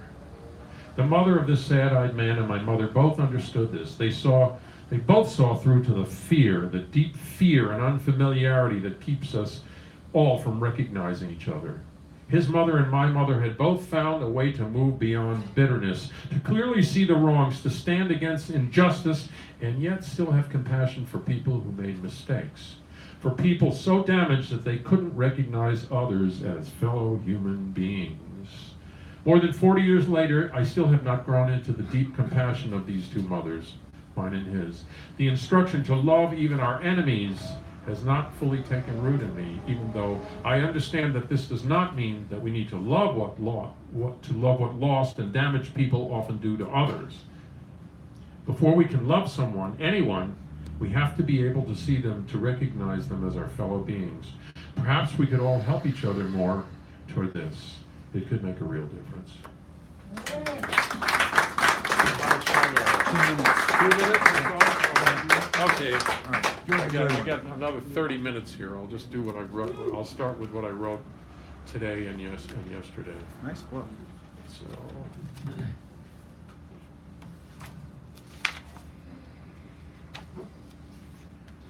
This is called Flash Forward. There is a golden horn, sacred to the sun. It glistens when you listen, accompanied by drum. It's wheeling past the Cadillac, a chauffeur on parade. It heals the steel, 'cause it's for real. Cures all mistakes you've made. It blows right past the brass you've cast, in through your mouth and out your ass. It's bold and crass, it's built to last. Arpeggios and hearts you've played. Approaching zenith all arrayed, a string of pearls, each solo girl, each woman flushed and bent to flight. Daybreak follows wide awake, eyebrow raised, each breath you take. Code of coda, sense of space, rhythming each beat in place. Your selection, solis. Solis is the whole section soloing together, like solo on group. Solis. Your section, solis. Run and cut. Wiggle ankle, shake your butt. Railroad crossing, bridge the note. Joshua's trumpet, Joseph's coat. Octavate, now polished pad. Here's home tomorrow, good or bad. It doesn't matter if you're late, but understand the train won't wait. Stationed by the underscore, just flip the card and play some more. And last but not least today, this was written by S. Piney the Melder. Piney the Melder. For many years I toiled within the garden walls, the ark of sin. With fingers deft I slipped the latch. Ordure bouquet, raspberry patch. Cross-pollinate anger with graft. Purple prose, Dolly's giraffe. Outside in the desert, cactus verse will stiffen spine, then straight up curse the posture of the paraphrase. New hirsute, fad, the latest craze. I slip back in, elude the gate, where poppies, dahlias palpitate. Columbina won my heart with masquerade and silver bells. Commedia dell'arte can tell of valley lilies, mountain mist, the daisies where the sun has kissed, manzanita or madrone, a touch of red, a herringbone. For in decay we resurrect, grinding down, intersect, rearray the dappled spark. Phoebe converses with meadowlark. First mix the flock, then sow the seed. Solar feet arise indeed, top to bottom, side to side, each petal, yea, each fingernail. Antiquarian carries pale, darkest rose, then rose its head. In gentle rain, my tears it shed. Thank you. David Erdreich, ladies and gentlemen, on the sax, on the mic, on the button, on the money. Yeah, you'll need that.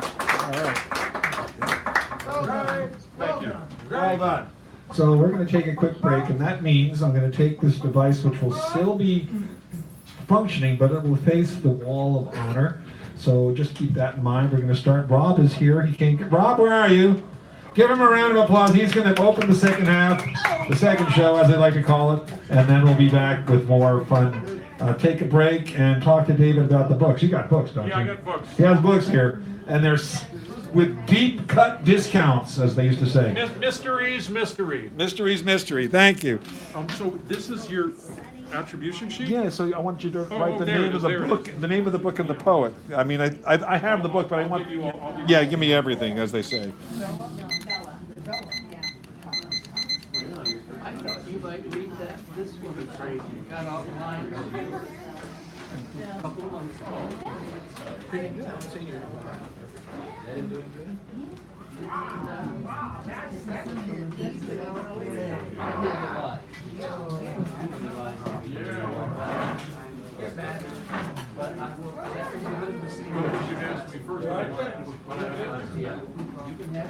Thank you. Oh yes, here's your syrup. Yeah. Oh good, oh, good. You're on it. You don't have to worry about anything. Okay, Okay, you're good. Just a lot of stuff. Better than good, actually. Just like, just educated.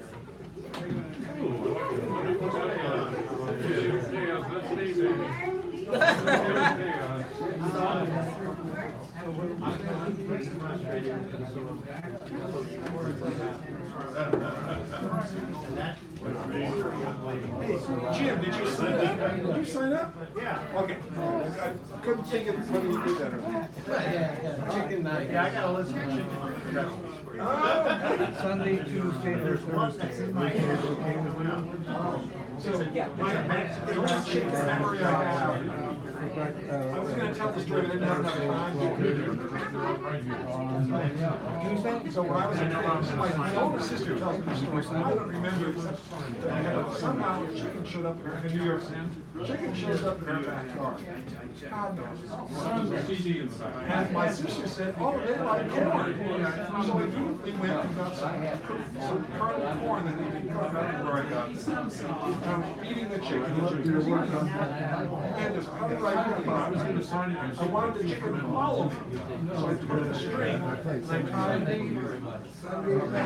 kernel of corn by string. So I was dragging it very carefully along. But here's the chicken very fast and it gobbled me back my hands and I swallowed it. And the chicken was going like this. So I yanked one. No, we're trying to get that second bottle of the I thought it was so hard. I did it several times because your chicken didn't seem to burn. But each thing I pull it, and then we'll do it where it got me later. I don't remember the chicken. And so I was sitting on the but not Thursday. No, I didn't know. Thursday. Yeah, weird birds, yes. And I've been places where they're like wild. Yeah, but they are, you know, when the wild bird, they're clever, they're just like turkeys.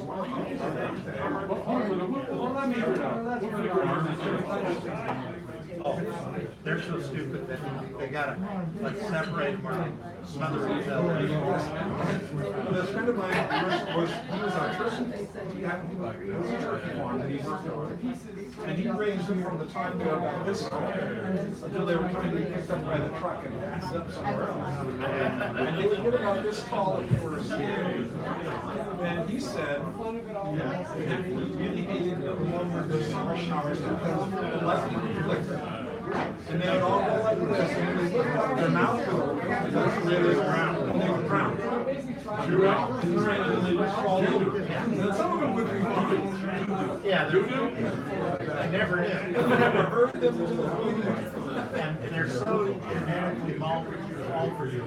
There are turkey farms where they have to alter. Yeah. Because the breast meat. It's right here. Sorry. It's so heavy that they actually start pulling apart. Wow. No, I know that. It's all What? He could go around and do this weird thing and kind of hypnotize people. So you know, you have like this thing and he would go over and he would just over and it all comes back. I used to ranch out in Carmel Valley. It was more of a we had wild turkey. I was playing the part of the great white guy. I'm stalking this turkey about 3-4 steps and I'll have my shot. Because it wasn't like I'm going to get this turkey shotgun. I was actually hunting from the bow. He was a really good shot with it. But when I told those 2 more steps, what do I hear behind me? They come around me and they knew I was sneaking up on them. Gave me the 1-4. And they, one of the few birds that fly straight. Right. And they flew up into the trees. And the responded to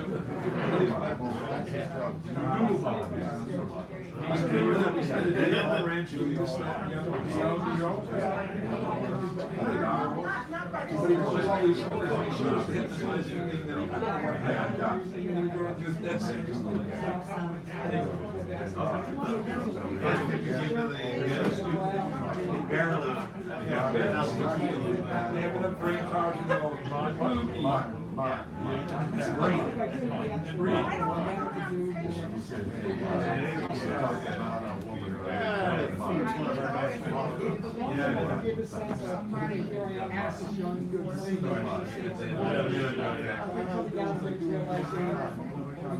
Chicken recipe for Mexico that's got cocoa in it. And there's a CD in the back. Mole. I like your presentation. I've never tried it because I know it's Very theatrical. I like it. Especially with little spicy. Yeah. So, Richard, the next Thursday? Yeah, I just canceled my, I have a rehearsal, but I can just see it there's like 5 weeks. So I can change that.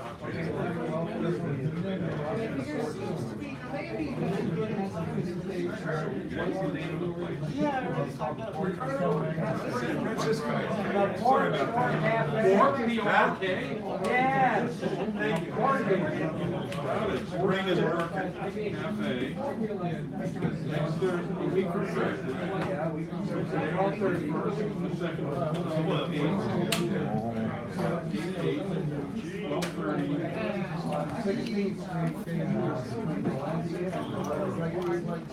Right. Yes, okay, I got that. I know where that is.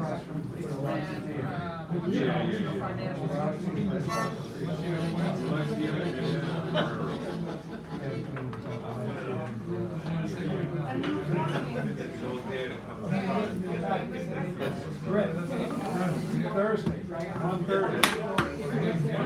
I mean, make up your mind.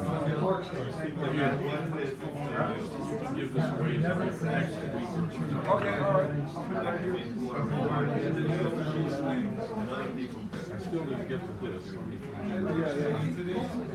That was a great story. I loved it. Yeah. I kept poking through that. There's like 4 or 5 books that I'm looking at right now, and that's one of them. So I'm poking through it here and there. My thought for giving it to you also so that you could have lots more people. Oh, I didn't know that. Yeah, yeah. It's a good plan.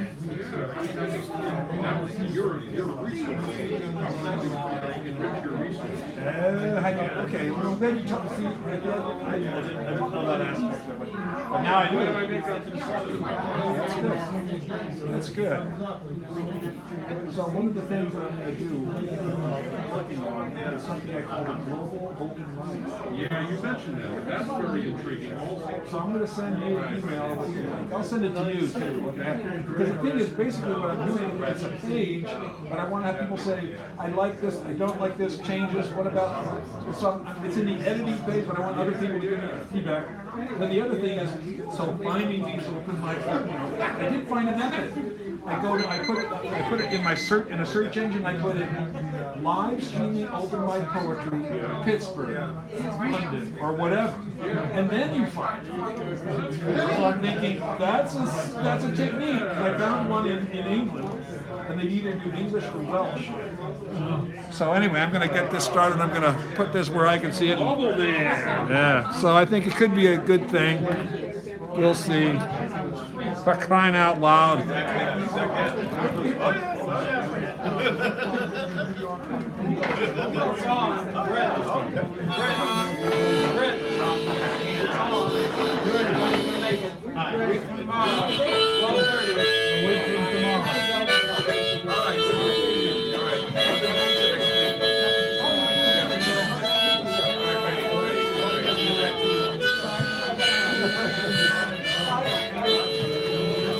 I'm an old cowhand, I'm the Rio Grande. Da, da, da, da. I forgot the words. Anyway, we're back. Second show. We're Rob here. He showed up. He's going to kick it off. He starts the second show and ends the second show. That's what the last word does. And then the mini feature showed up, so we got here. So everything is all set. Except for me, I'm still in front of the microphone, so I'm going to go around. Now, how do you want this? Or this is going to be just a song. Just a song? All right. Well, give him a round of applause. This is Rob, our duly appointed last word individual, starting and concluding the second show of the proverbial evening. And if you don't know what proverbial means, get your pumpkin wagnalls, ladies and gentlemen, because I don't either. Get your funkin' wagnalls. I always thought that was a bit rude. Thank you. Just like F and G. Oh, D flat table major. All right, he's ready to go and I'm ready to go. Just make more noise over here than he needs. All right. I'm going to make you sad, but then I'll come back later and make you happy. Is that okay? Is that fair? Yeah. Yeah, right. as if we had a choice. This song is called Quixote.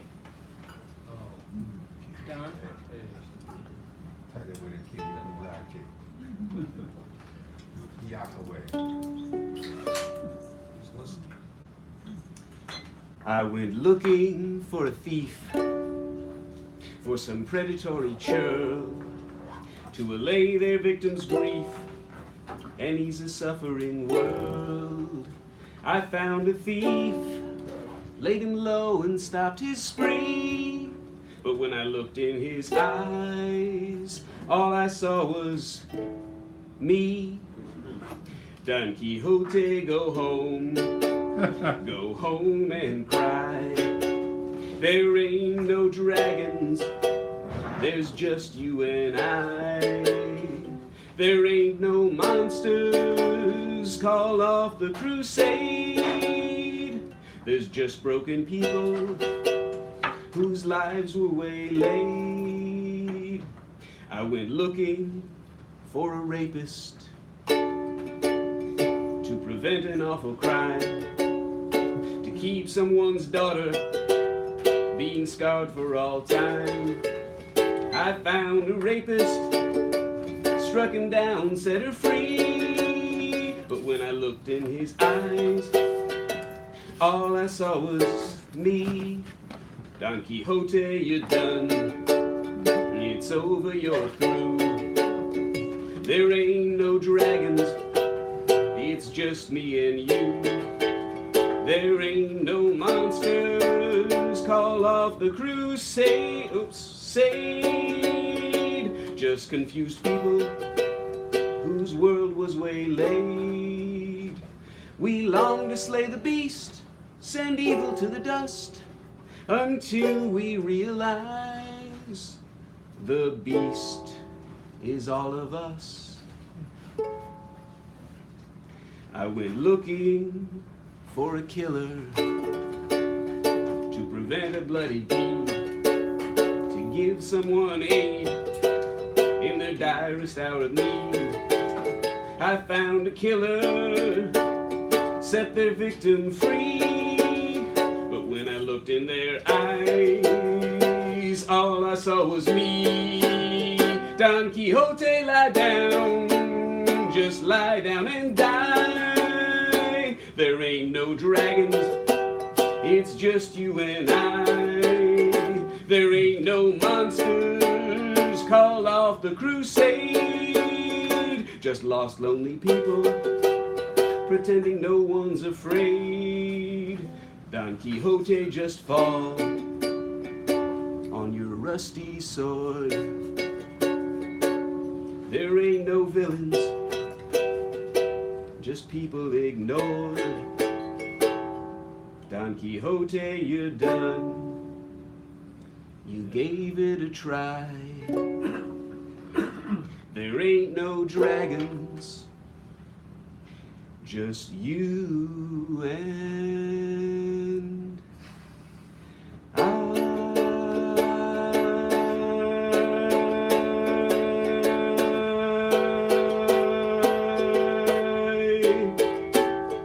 Just you and I.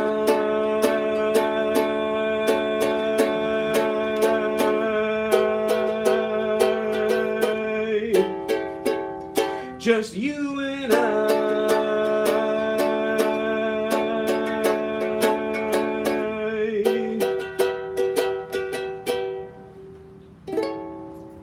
Just you and I.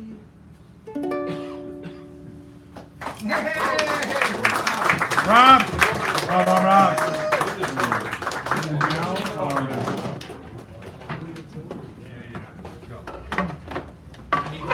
I'll bring you another one. I got the request for it. Which one? My book. I gave Oh. away, so. Oh, it's over here. Jim, the mighty James Fitch. He doesn't like to be called James. He doesn't like to be called Robert. He doesn't like to be called Paul, Bob, Charles, or Oral Roberts. Jim Works, though. She says Jim Works. She should know. Give Jim Works a round of applause. Oh, we gotta fix this microphone here. Yeah, what mouth do I use to talk to that level? Well, you know, we could go there or not. I'll try not to. Yeah. Here, approach the microphone. Is this good? Yeah, right there. That's Okay, good. then you can just keep going. As long as you're good, I'm good, we're good. Well, There we go. I'm back, Just get really close. and let's hear it for the song that he just sang. That's what I call it. Well, the theme is chickens, and I've been places where chickens are actually wild animals. And you don't need to raise them, you just go out in the brush and chase one. And they're really kind of cranky animals. But then, you know, if you were in all these recipes, you'd be cranky too. Fried, roasted, stuffed with what? Coq au vin, roast, arroz con pollo, barbecued. How many ways can you think of? Sauteed morango, stewed, pot pie, curried jerk, soup, paella, cacciatore, that's one of my faves. Yeah, it is fine. Teriyaki, sweet and sour, sauteed peanut sauce. In a sandwich, grilled, pineapple chicken, that's kind of a Trader Joe thing. Sauteed Mornay, sauteed Seville, that's with bitter oranges. Sauteed Grenoble, that's with capers. Sauteed sec avec champignons. Sauteed Monterey, sauteed Louisiane, sauteed Mexican. Coconut fried, that's you roll it in shredded coconut and fry it. A lot of people don't like that. Yeah. Tetrazzini, which was mentioned earlier this evening, rolled and stuffed, grilled and roasted. You bone the chicken completely, no bones at all. You lay it out, it's kind of a rectangle the size of this sheet of paper, and you stuff it with a few things, roll it back up, no bones, grill it a little bit, and finish it in the oven. It's tasty, and slice it thin in rounds. Chicken stock, chicken broth, chicken consomme, broiled, roasted, slow smoked, and one of my big time favorites that I just thought of thanks to Dan here, chicken mole. A dish that supposedly was invented by monks and conquistadors in Mexico that involves cocoa. That's chickens. And then there's chicken Kiev. Thank you. We could go around the room, I guess. Yeah, probably could. Chicken with thin cherries. Oh, now. Can I have just the cherries, please?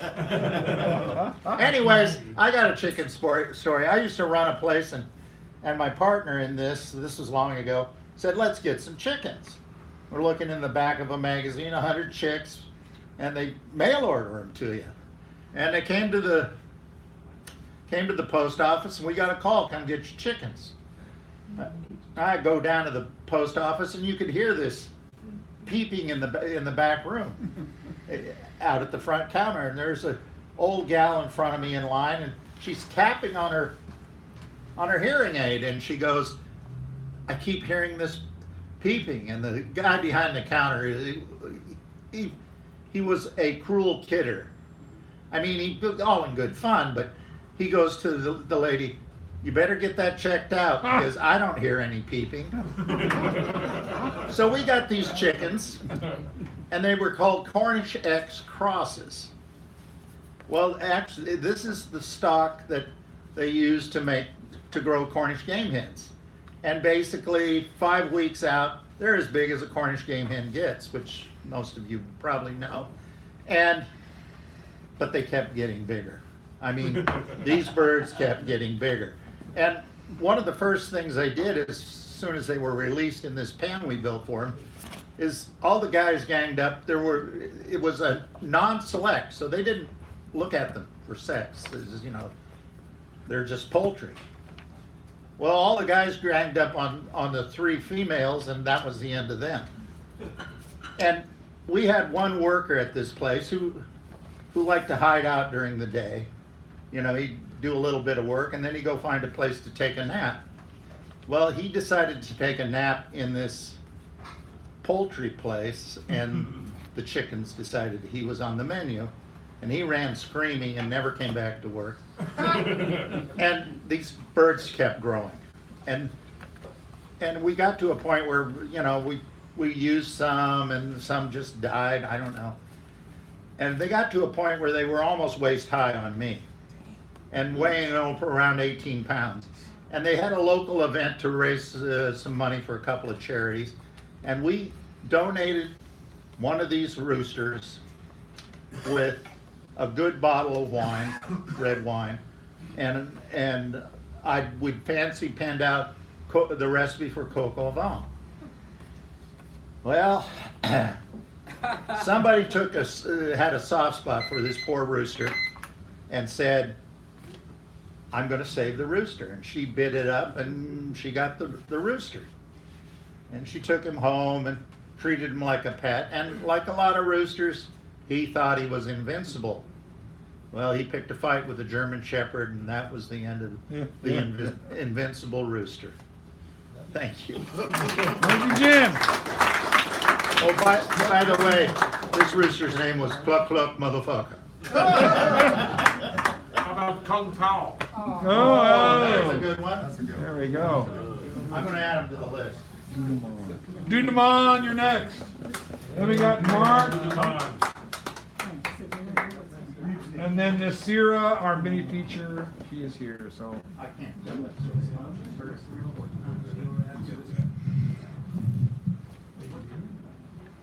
Who's next? Come on. Oh.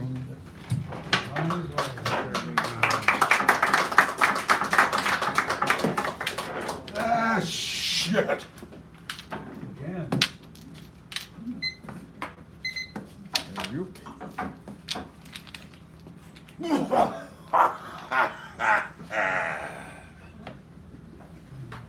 Come, let's go to the graveyard of time. What'd you bring me out here for? You know I'm scared.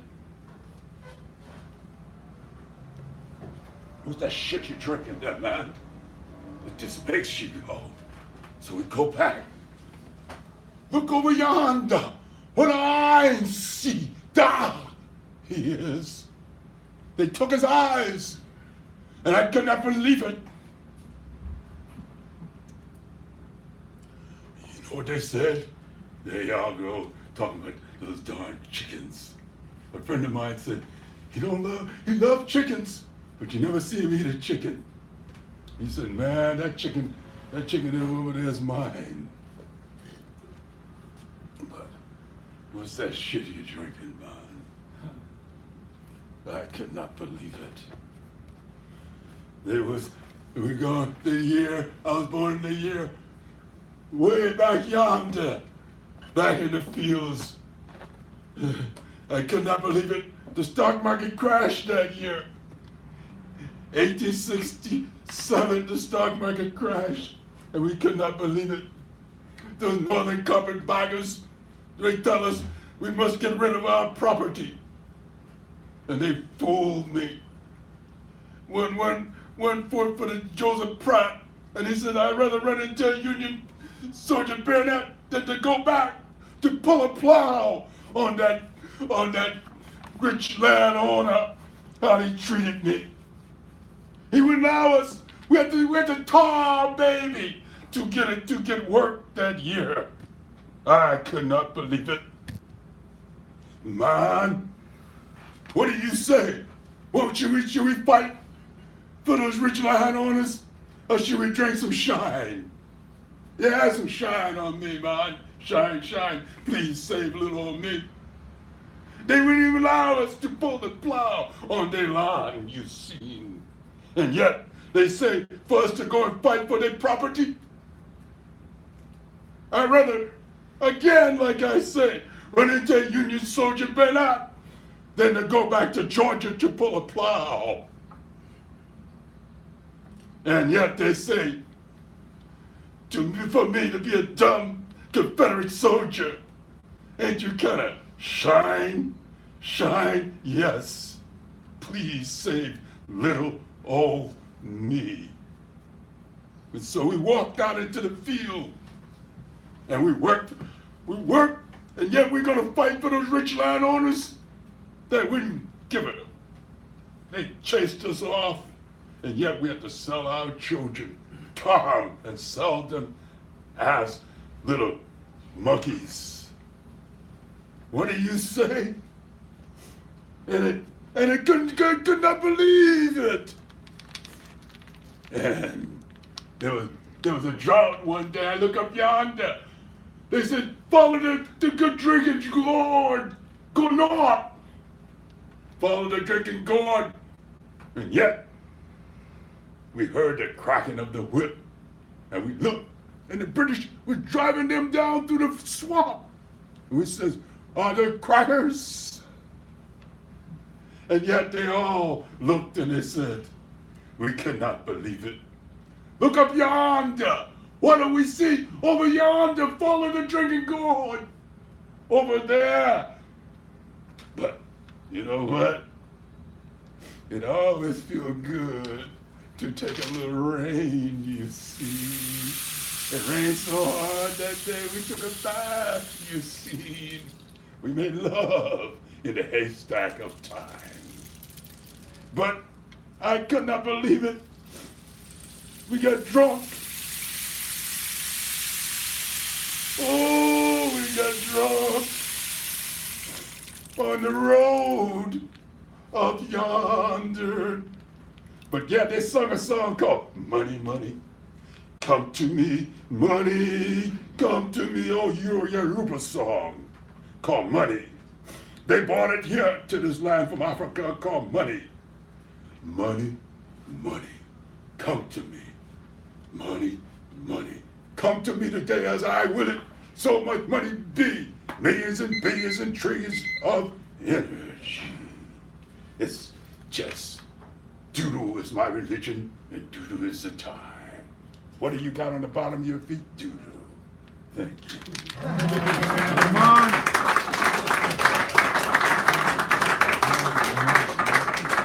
Mark. This is not your first time, right? No. Okay. Second time. Second time. Give him a round of applause, please. He came back. You think of these people, you think, he looks like a sane individual, and yet. How do you get in here then? Here to show Well, yeah, that's a. Here to show you otherwise. All right. Who's watching the door? So, Tommy? all right. Start with an obvious, very obvious chicken haiku. So much still depends upon the white chickens, the rain, the red wheelbarrow. You had to be there.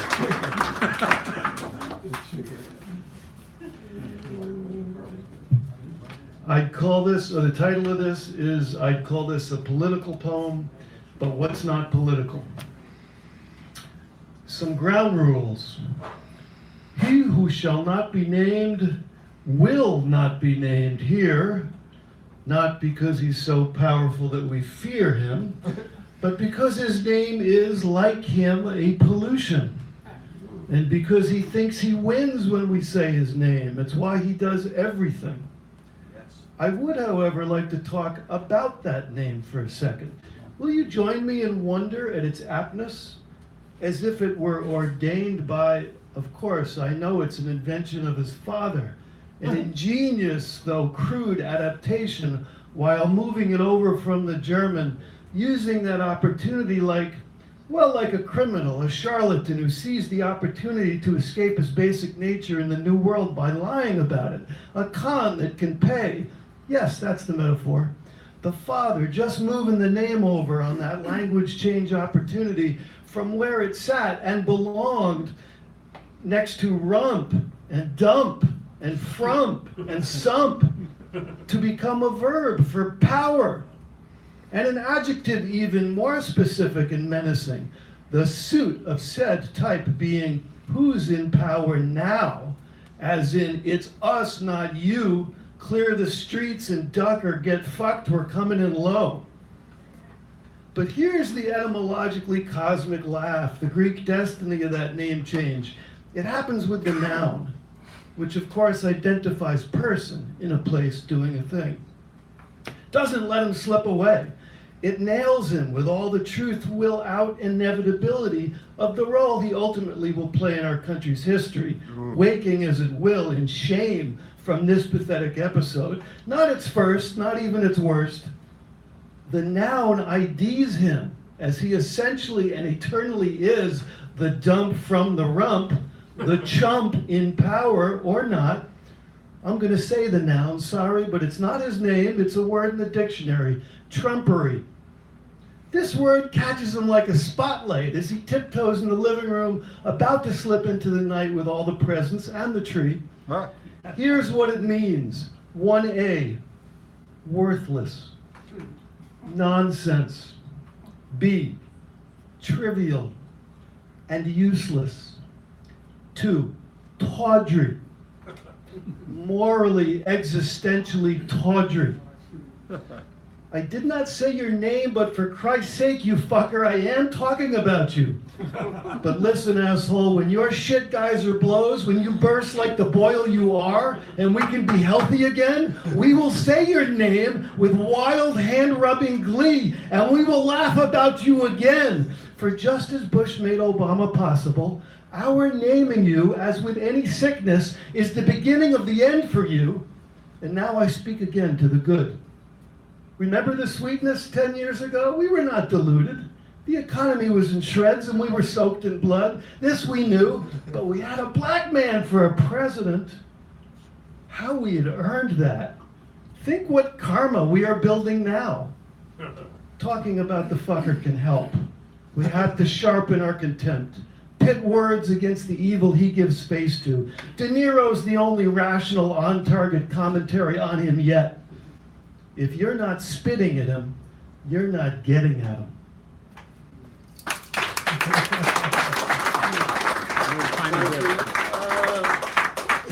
I'll come back. There we go. He's going to come back. He has another one in his pocket.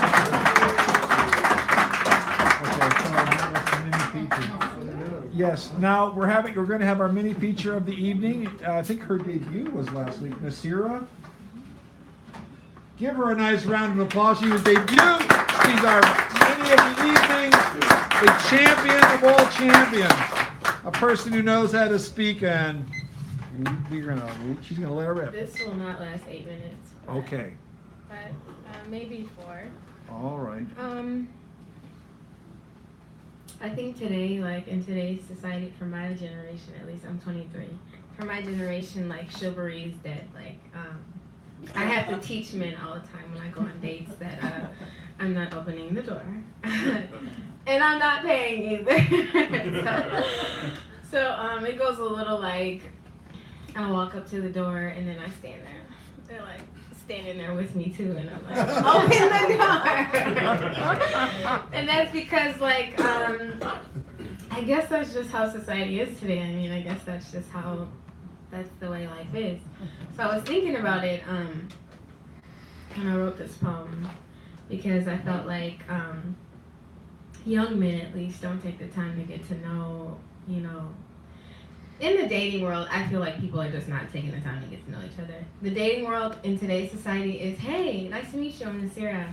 I'm Bob, let's fuck. No! What's your favorite color? You know, and then we know nothing about each other, but we are so quick to just lay down with one another. And I was never taught that. Like, my mom's very old school. And so when I see this, I'm like, wow, this is crazy. Am I supposed to join them? Like, I can't join this crowd. I just don't fit into that. So I wrote a poem about it. A romantic date got you feeling me, or should I say on me? What are the odds that you value my ass rather than my assets? Take the time to get to know what's in my head before you put yours between my legs.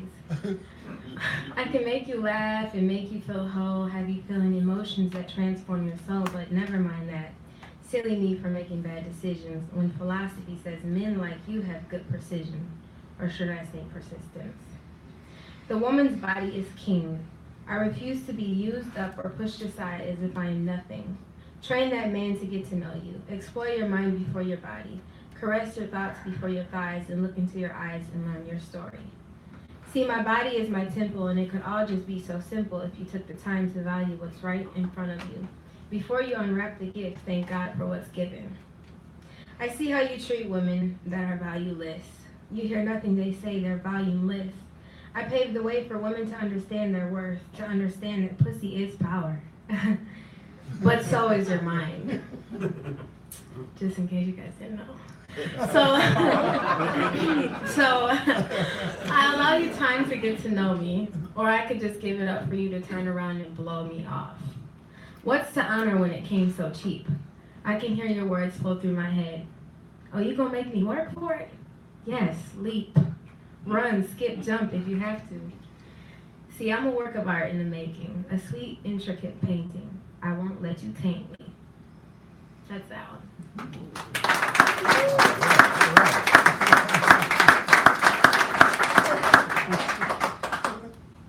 This next one has to do with like growing up. I grew up in a household like with a very good mom, very strict, but her way of parenting and some things were a little off.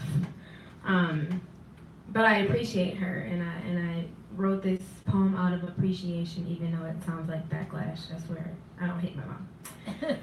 Okay. A black girl story. A poor black girl in a rich man's world. You referring to me as a bitch sewed a stitch in my heart. Being black is having post-traumatic stress disorder. My mulatto mommy, born to a white dad, so it seems you got the right dad. It took me a minute to grasp the concept of not living life mad. But I don't blame you for the way you used to treat me. I blame myself for harboring those feelings. Wanting freedom from your malicious captivity, just to break free from you and go into the real world, still searching for that very same thing. Dear mama, I sing the same old tunes. Ooh, child, things are gonna get easier. Hoping that one day you stop abusing those that love you.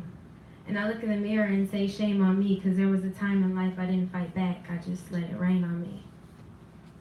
And the pain, it runs deep. Not to mention the suicide and the mass genocide against my people. To have doors slammed in my face because of the color of my skin. To come home to you, mama, and have you break the little piece of heart I had left. So I digress. I won't say you're all bad. I see you struggle to stay afloat. Always having to be the captain of the boat. I devote my time into loving me the way I wasn't loved. I'm learning to tell myself I'm beautiful and never refer to myself as a bitch because it was never a term of endearment. I was fearful and now I'm fearless, weak and now I'm strong. Damn, mama, sometimes I wonder why we just can't get along. I'm 23 and you still refer to me as a bitch, and then I had to turn around and fix each stitch. It's clear to me that you need the fixing. I put my head in my hands and still wish the best for you because I put my head in my hands and still wish the best for you. Because your mother hated you, you always had lighter skin. Got me thinking, then why would she lay down and make a baby with a white man? Just saying, she was gonna come out light skinned if she had a baby with a white man. That's just how it goes. Most times. It takes growth to have understanding. I guess what I'm trying to say is I still love you. But sometimes with love there is no gain. And you just affirm that sometimes love is pain. That's it. Any, Nasira. Thank you.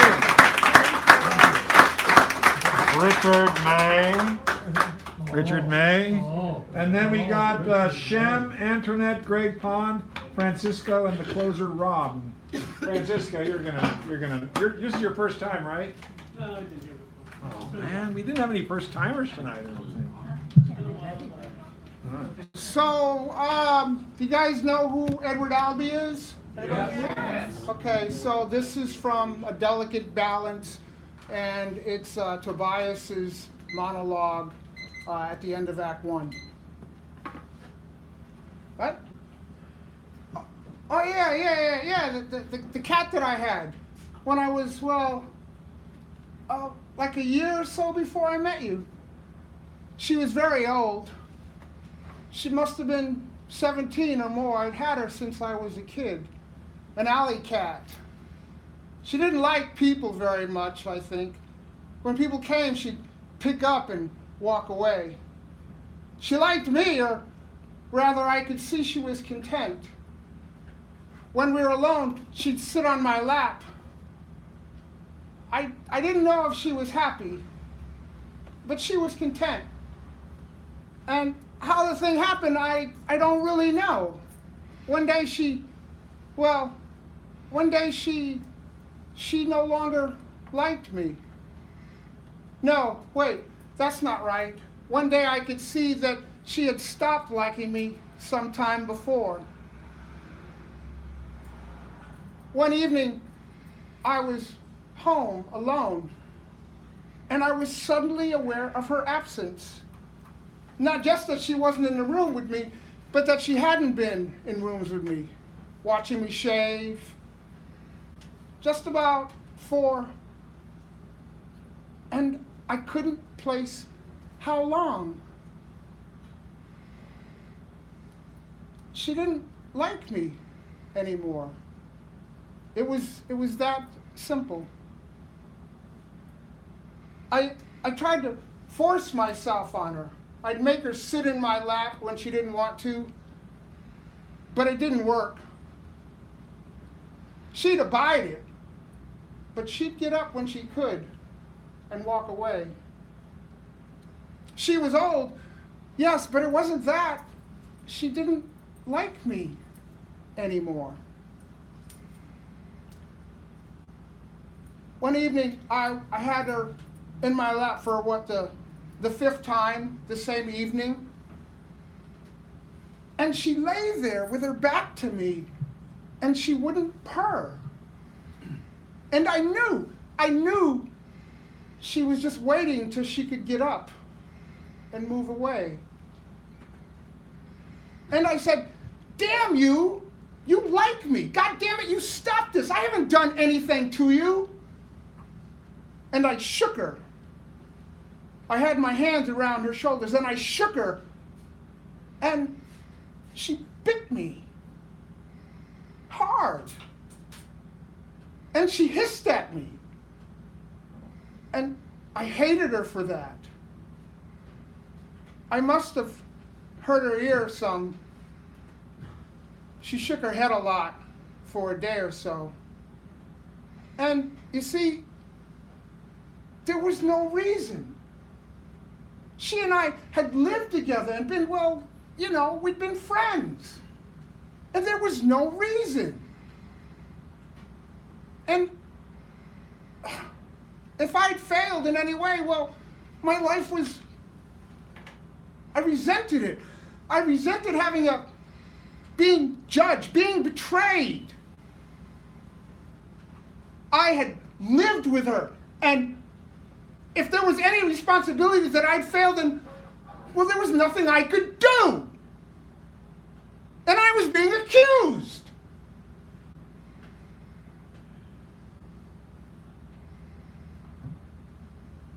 I had her killed.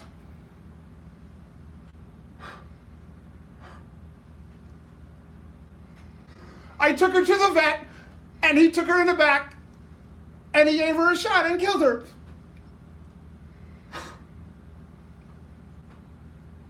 I had her killed. Thank you. Oh, Richard. Who it was in the park. Just bring it back over. Thank you. Thank you. Love that. All right, Shem, then Antoinette, Greg, Francisco, and Rob closing. Shem, how are you? Okay.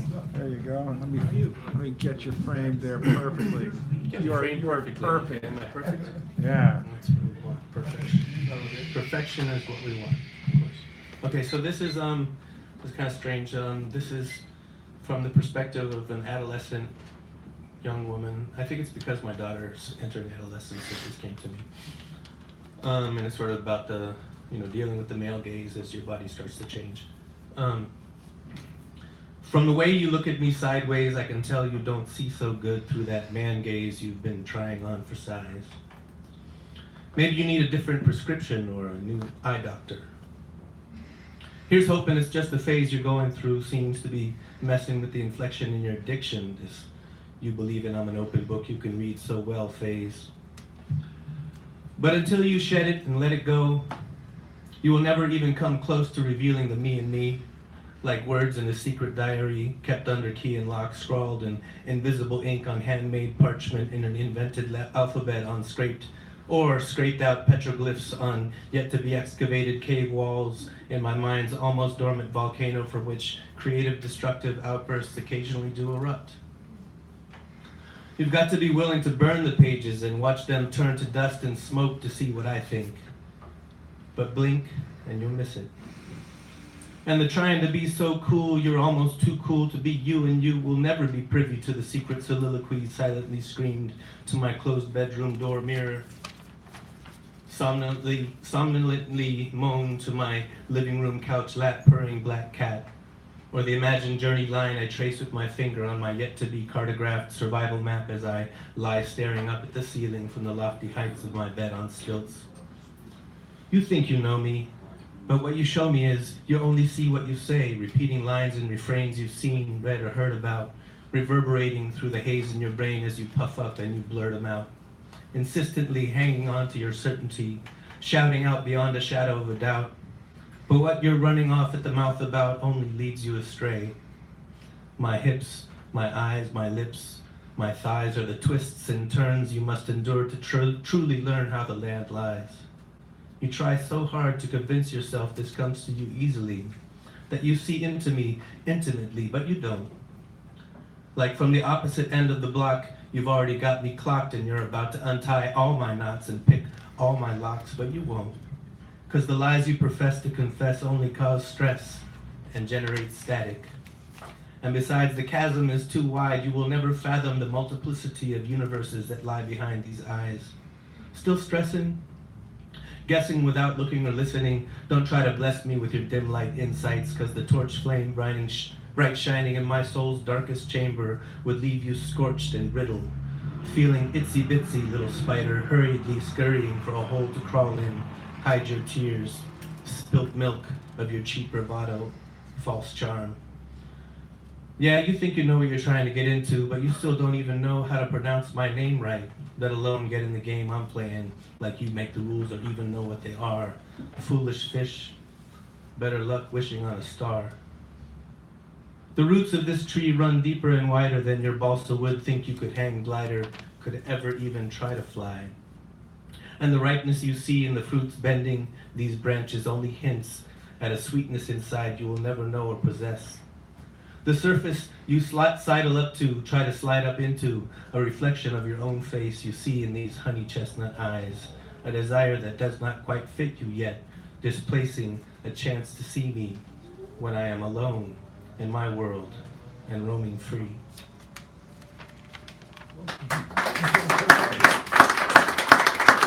Yeah.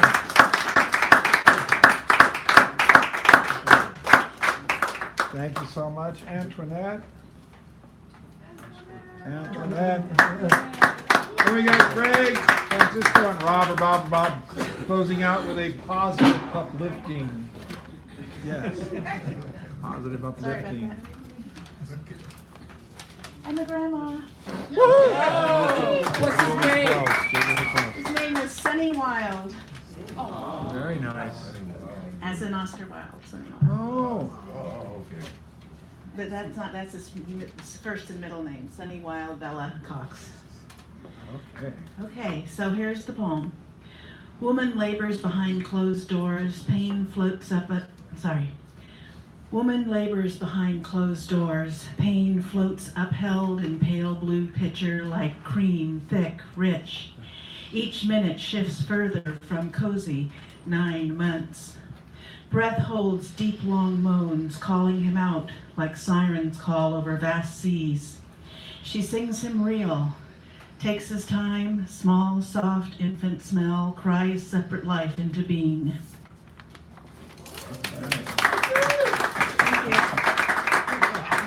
And this was a week in the news a year or two ago. Finding hiccups in their pocket like tiny balls of colored lint, questions posed settled for plausible accounts. Prophetic stories too soon, too foul, crowds fall in massive graves discharged. Nude leotard moves in space, no one cares, when other women cover all but wide brown eyes. Stoned down for love, drug cartel heeds only pesos. Sneezing urban neighbors follow blood-smeared landscape. Idle chatter assumed as truth. Unfathomable acts cough up humanity unrealized. Delayed consequences of global warming. Evolved ancient planet where children pick pumpkins and playgrounds plagued by live arsenal and precarious shooters.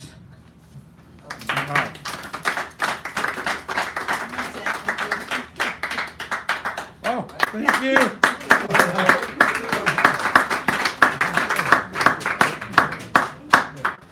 And now Greg Pond is coming here, but what she just talked about reminded me of this cartoon that I saw. In the cartoon, on the right-hand side of the frame is a woman in a bikini with stiletto steel hilts and sunglasses. And the other side is a woman, a woman completely, covered except for her eyes. The bubble above both their heads are the same thing and saying, obviously a product of a male-dominated culture. I thought it was a great cartoon. I just said so much. But anyway, this is Greg Pond. Give him another round. This guy deserves every round he can get. And he's sober, unlike me. Good evening. I will be the featured poet next Wednesday. Yes, you are. You are the person. Greg Pond. This is him. Just so you know. Okay. All right. Not the other Greg Pond. No. This one's called Cat's Solo. Black is beautiful. Just ain't selling no more. Inflation, Because the same old tired voices make the same old tired noises. We need new words to a brand new melody, and I'm waiting for the day. And I'm waiting for the day when crosses and crescent stars can mix, match, and catch the demons at their own game. That day when one cat will solo a new song and will finally be worth our Africa. Oh. That was from his book, one of his books, just so you know. He doesn't blow his horn off enough, in my opinion. And this one is Black Muslim Lover. Do you think Allah would allow my caramel kiss to meet your black Muslim lips, then look the other way and smile while I wrap my arms around you twice? Would Allah ever approve if I broke my heart in two, gave half as a tithe and the other to you, or got lost in a tingle that sometimes lingers on the handshaking fingers of single men? I wonder if Allah would object if this platonic evolved into sex, with love as the divine connect and our souls in poetic sync. Or should we hide by day until the desire abates, until it's later than we think? Does Allah believe we should resist a longing so strong it persists, past the point of impetuous kiss, past the spur of the moment to enticing taboo tryst? Will Allah draw a line in the sand if questions buried in Bible or Quran put a manhood creed at risk, and leaves our fling to consist of just a one-armed hug, restricting our expressions of tender brotherly love? Could Allah ever understand the soul of our trust, the elevation of lust beyond flesh, beyond man, to a higher plane, a heavier depth, living long with each other's best until that call when all that's said gets finally done? Will Allah open the gate, or will He make us wait outside His Mecca above? Thank you. That's the voice. Francisco, and then we have Rob, and then we'll take care of these fabulous door prizes, which have been doubled up tonight, ladies and gentlemen. We got doubles over here, just so you know. Give them a nice round. Thank you. Okay, San Francisco, ever-changing city. So we come here to talk about it and about this change. And we don't change because we know better. We got the magic. So this first poem is about the new citizen that lives in San Francisco, and it's an observation poem. And it's called Transplant. Another day, another update, another lucrative agreement. Filthy dollar signs glimmer in the morning sky, in arm reach to grab your first million. First thing first, take your shot of caffeine, take your drag of nicotine, or microdose. You must be alert to toil with the new millennial chimney towers. Make use of the company's autonomous brand on wheels. If you live many miles away, don't worry. In 3 to 6 minutes, lowly and reliable Franfracan will take your request from P to D. Ensure all the emails are met in your high-powered commuting hour. Unconditional loyalty is made in the Bay Area because it's easy when the filthy dollar signs scroll through your PC.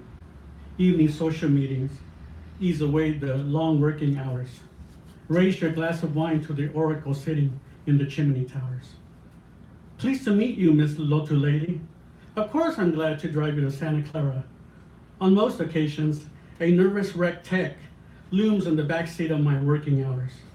Tremendous honor to talk with the great mother of 2 sons raised as professional ranked athletes. Separation anxiety grips and steers me impulsively to grab filthy dollar signs from the sky, leaving $1 million in my pocket as loose change. I'd rather not have my relatives visit and sleep on couches or futons in my cubicle rental home. One day, the condominium, a quarter high in the high-rise, nestled beneath the chimney tower's nightlight, will be mine. Vast assumptions will be made about the nervous wreck tech, leaving their super cozy homes in the Northeast to make life on this planet a better place to live. Eventually, they will report profitable projections. You just hope they do not snap at the lowly people beneath. Francisco, great voice. And now, as promised, Rob will close us out. He's the clincher, closer, super duper bulldozer, the last word. Mr. Optimism, we like to call him. Although, you know, he likes to change it up and surprise the crap out of you. My mom says that. Surprise the crap out of you. He used to say that. All right, a poem and a song. This is called More. I sought sage advice from my poetry mentor. The wizened words came back, less is more, less is more. I shared each new poem, but was ever shown the door with the echoing words, less is more, less is more. I whittled, I paired, I tossed verses and verbiage to the floor. This dictum became my grail, less is more, less is more. Still, my minimaler musings did not make my mentor adore. My sensei serenely smiled, less is more, less is more. Then one night, Apollo appeared, and Calliope came to my door. I saw in a fevered vision poems of 1 word each, and no more. Poems to put the world on its ear, transforming life forevermore. Trembling, I raised my quill to let sage sublimity soar. But then, a fearful shudder through my tearful spirit tore. What if other poets claimed they'd made my masterpieces before? A plague of plagiarization might be skulking in store. What if I were guttered while others took my flowers to the fore? My brilliance was too dangerous. It might destroy me. I'd be done for. Might my light even incite unending, world-wasting war? Babies devouring parents, sanity never more to restore. Womankind lying only with beasts, This peril I could not ignore. So look for me in alleyways. Offer 1 penny and no more. And I'll whisper poetic perfection while the drunken hobos snore.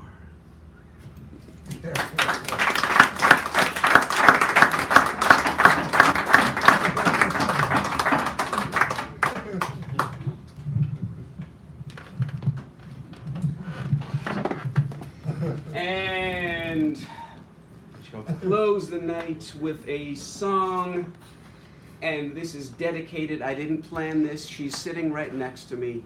This is dedicated to Sharon. This is called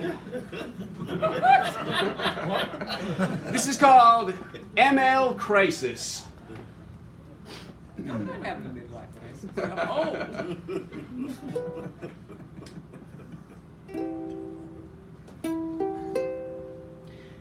You looked my way and took my heart.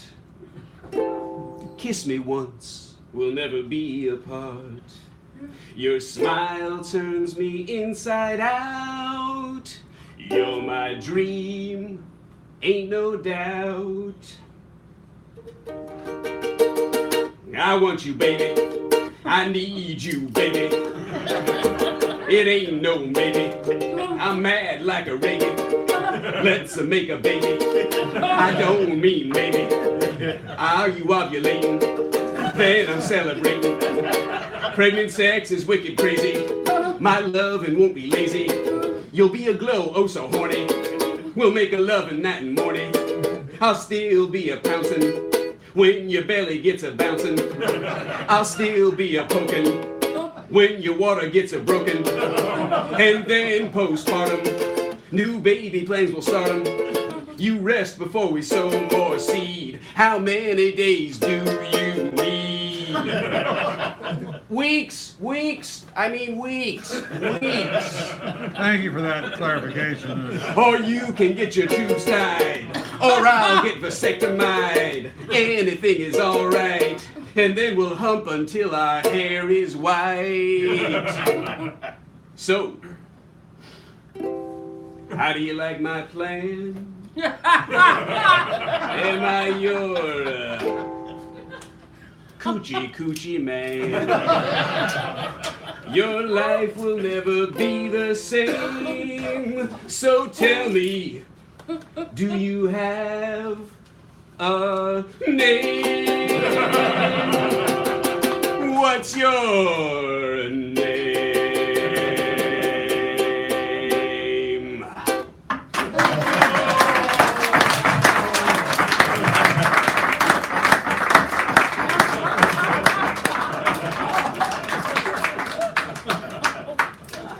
Well, you never know. That's what I gotta say. All right. So just so you know that when you came in, you signed your next to a number, and your number. Now I have these cards, as you'll note, which have numbers on them. And I've been shuffling them, but since you like to make sure that I don't do anything untoward, this trustworthy individual over here will do a few more things to make them even more randomized. Well, I say, if you'd like the prizes, this is a calendar. This is a great calendar. These are all double prizes now. The Woman of Weird plus destinations. It says 20 perfect weekends in Northern California and beyond, just so you know. A Wind Horse Woman and World Wildlife. The Pyramids. The Pyramids, just so you know. I said that twice. And this is my book. It is a draft copy or a proof copy, which I went through and made all kinds of marks on it. But you can read the stories if you like them. And essentially, it's a story about a runaway. This child runs away from a horrific home, which I go to great detail to describe. And then this child, it's neither male or female. I got to make sure about that. The child then befriends the elemental force of the wind. The wind helps this child survive. Then a First Nations person comes into the picture and lets this person know who is hunting them. And then there's more adventures from that. Jaguar Woman and World Wildlife, and also Flight of the Seventh Moon and World Wildlife. So these are our doubles. And then, of course, if those don't float your boat, you got the keynote. Float, boat, keynote, get that? The mini feature, which Nasira was this evening. Last Word, which Rob just did. Choosing the prompt or a theme, which someone did, which actually Sharon did with chickens or chick. And then the co-pilot, which is this individual here. Give her one more round of applause. She was very great. One more. All right. Okay. Five Toto, Pentacles Wild. Pick me, pick me. Great Pond, you're the first card of the evening at 21. He comes forth, and I like to try to figure out who's going to pick what. But oh, he goes for the pyramids. I should have known the pyramids. See the pyramids along the Nile. Jim Fitch, the mighty Jim Fitch. Oh, yes. Any of these fine prizes designed with your mind in mind is ready for you. Absolutely. And remember, most of these are not waterproof, except for the mini feature. That is actually waterproof. 50 proof if you really want to know the truth, but I don't talk about that. And if you don't choose stand split, I'll turn him to the fountain. Which she has the power to do. Where's Dan's book? Yeah, and there are errors in there, little spelling things. It's so you can be an adventure. If I could spell, I'd run the planet, but I can't spell to save my life. Ah, well, there you go. Then we're in good. Owen Dunkel. Yeah. Owen So I'm just going to call them and you tell me who it is, because I can't read. I can't. What do you like there, kiddo? I'll take the keynote. The keynote, Mr. Owen Dunkel, is our keynote next week. We know our poets. We know. We know, yeah. Where is that? Where is that? Where is that? Oh, thank God Almighty, you got someone's brains over here. God Almighty, not that. Who's this? Who's next? Get it back in your head. Quick. Oh, Shem. Shem.